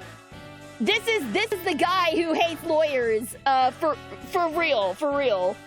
I get the hate. I get the hate, but you know, it's fine. Prosecutor's Gambit is the subtitle of the second game of the Investigations collection.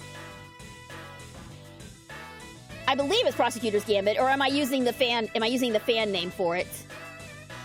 I can't remember. There's gonna be so much I confuse with the fan translation and the official translation. I'm gonna have to do a whole big comparison between the two.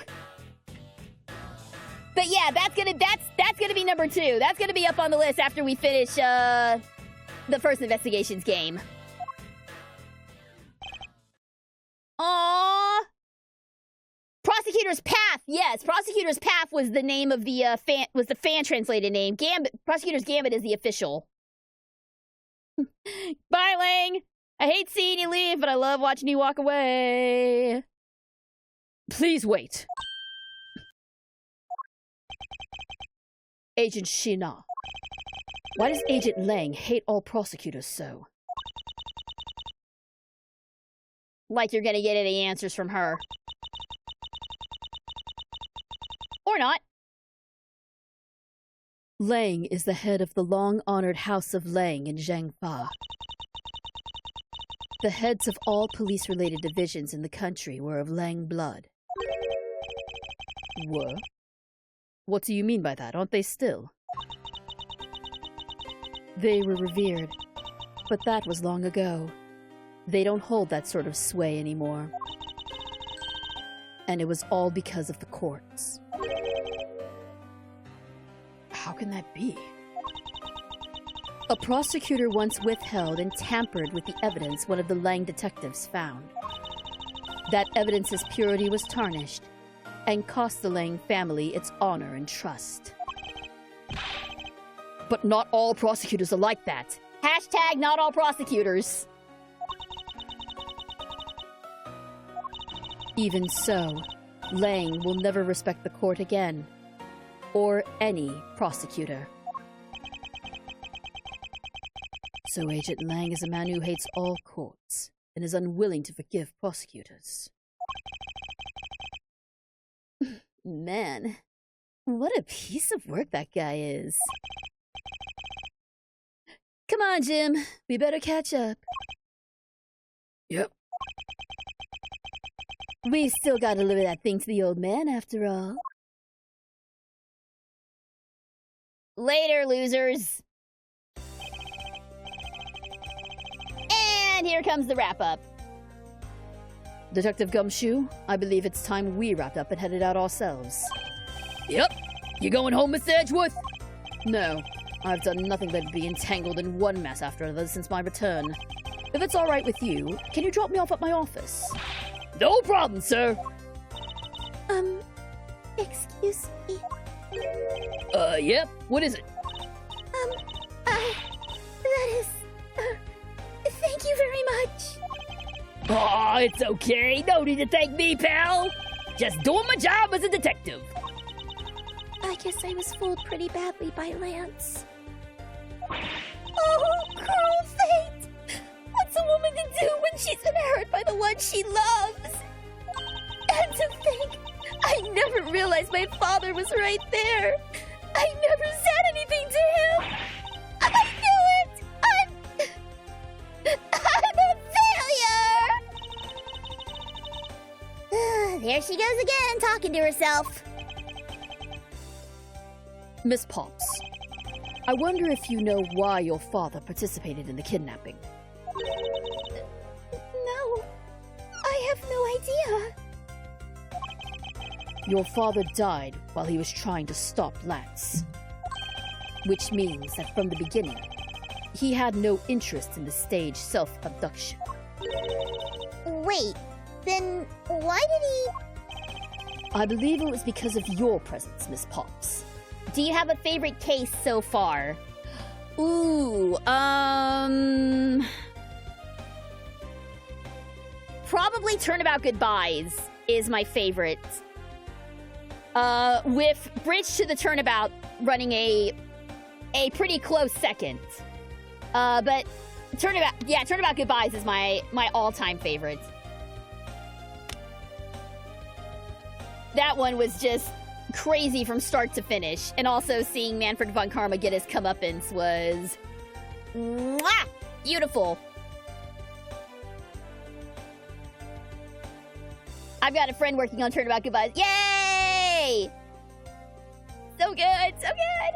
It was wonderful. I also low-key love seeing a tortured Edgeworth and seeing all of his trauma getting resolved by his best friend / secret love. I know it's not canon, but it absolutely is canon. It was wonderful, wonderful. Rise from the Ashes was also very good. So that's probably my top 3.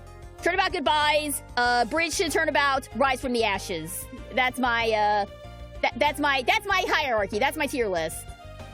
Or at least my top 3 of the tier list.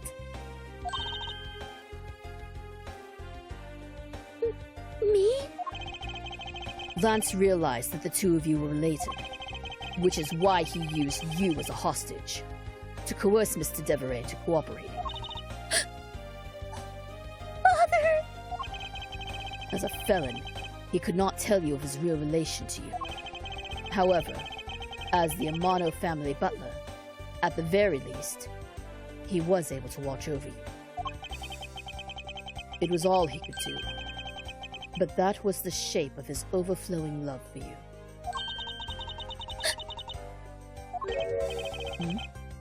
Go on.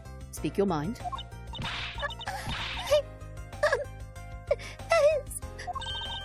Thank you very much. You're welcome. Although, there's no need to thank me. Uh-oh. Oh, no! She's forming a crush on him now! No, stop! Lord, I mean, this man is so much older than you.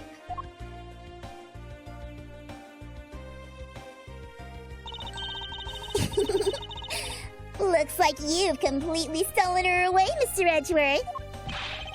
Hey, way to go, sir! Your technique is way beyond the level of a great thief. What are you going on about now?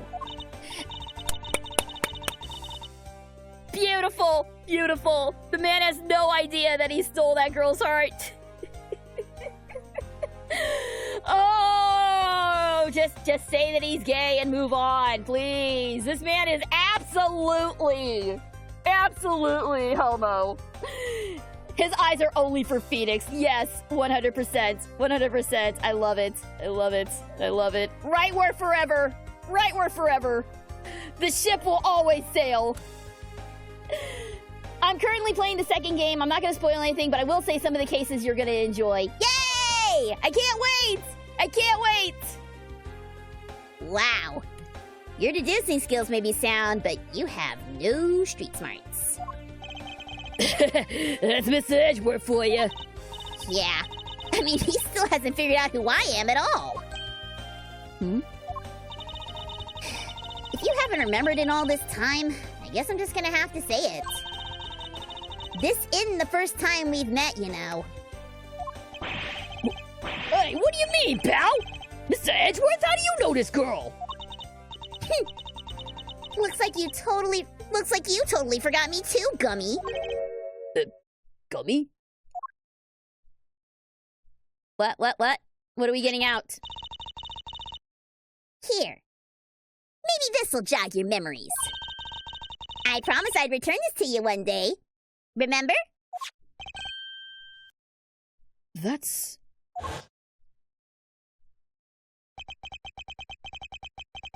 That single piece of cloth took me back, far into my past, to that fateful day 7 years ago, when I first met the then child, Kay, and Detective Gumshoe. Oh, they met on the same day? Oh, no! I guess we're gonna have to wait till next time to find out. The origin story is gonna be next time. I'm looking forward to it. Save your progress. Yes, we are absolutely going to save our progress. And with that, with case 3 wrapped up, we are turnabout reminiscence? I can't read right now. That's gonna do it for today's stream. We're gonna end it here, and we're gonna pick this up again next Sunday. The next stream, however, is going to be tomorrow night. The spooky streams are going strong. We are halfway through, and tomorrow night is a game that one of y'all requested. A game called Killer Frequency, in which you play as a radio DJ trying to solve a murder live on the air. I'm sure it's not going to be anxiety-inducing at all. So be sure and tune into that tomorrow, starting at 7 Central Standard Time. And Thursday, we're doing Left 4 Dead 2 with the professionals on a budget. Yes, they are coming back for one night only this month. So be sure and tune in. I'll have more info tomorrow when I post my schedule on my socials. So be sure, if you're not already following me, you can follow me at super_geek_girl on Twitter. Actually, I'm going to switch over to the just chatting screen for this. Boom. There we go. You can follow me at super_geek_girl on Twitter. You can also follow me on Instagram and on TikTok as well. And finally, I also have a Discord server. I mentioned it earlier, but this is where I post all of my announcements, my schedules, chat about silly random stuff, memes and music and all that good stuff. Be sure and join and check it out. We have fun events in the Discord server like watch parties, which we are going to have another watch party early next year for 100 Girlfriends to celebrate the launch of Season 2. I will have more info on that later on when we find out when Season 2 is going to premiere. But we will be doing 100 Girlfriends watch party as our next watch party in the Discord server. So be sure and tune in for that. And that's going to do it for me for tonight. So thank you guys so much for tuning in. Thank you to my new followers who came along for the ride. Glad to have y'all aboard. Yeah, 100 Girlfriends watch party. It's not like I want to join in or anything. So, thank you guys so much for tuning in. This is Super Geek Girl signing off. Stay super, and I will see you guys Monday night for spooky streams. So long!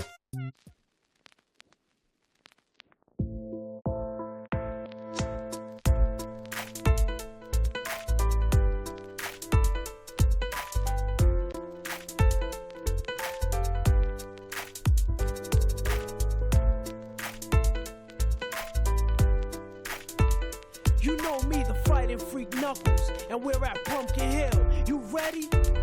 I ain't gon' let it get to me, I'm just gon' creep. Down in Pumpkin Hill, I got to find my lost piece. I know that it's here, I can sense it in my feet. The great emerald's power allows me to feel. I can't see a thing, but it's around somewhere. I'm gonna hold my head, cause I have no fear. This probably seems crazy, a graveyard theory. Our ghosts try to approach me and got leery. Ask him a question and he vanished in a second. I'm walking through valleys, crying pumpkins in the alley. Didn't seem happy, but they sure tried to get me. Had to back him up with a fist metal crack him. I'm hearing someone saying, you a chicken, don't be scared. It had to be the wind, cause nobody wasn't there. I searched and I searched as I climbed up the wall. And then I started to fly, I went in deeper. Let it get to me, I'm just gon' creep. Down Pumpkin Hill, I got to find my lost piece. I know that it's here, I sense it in my feet. The great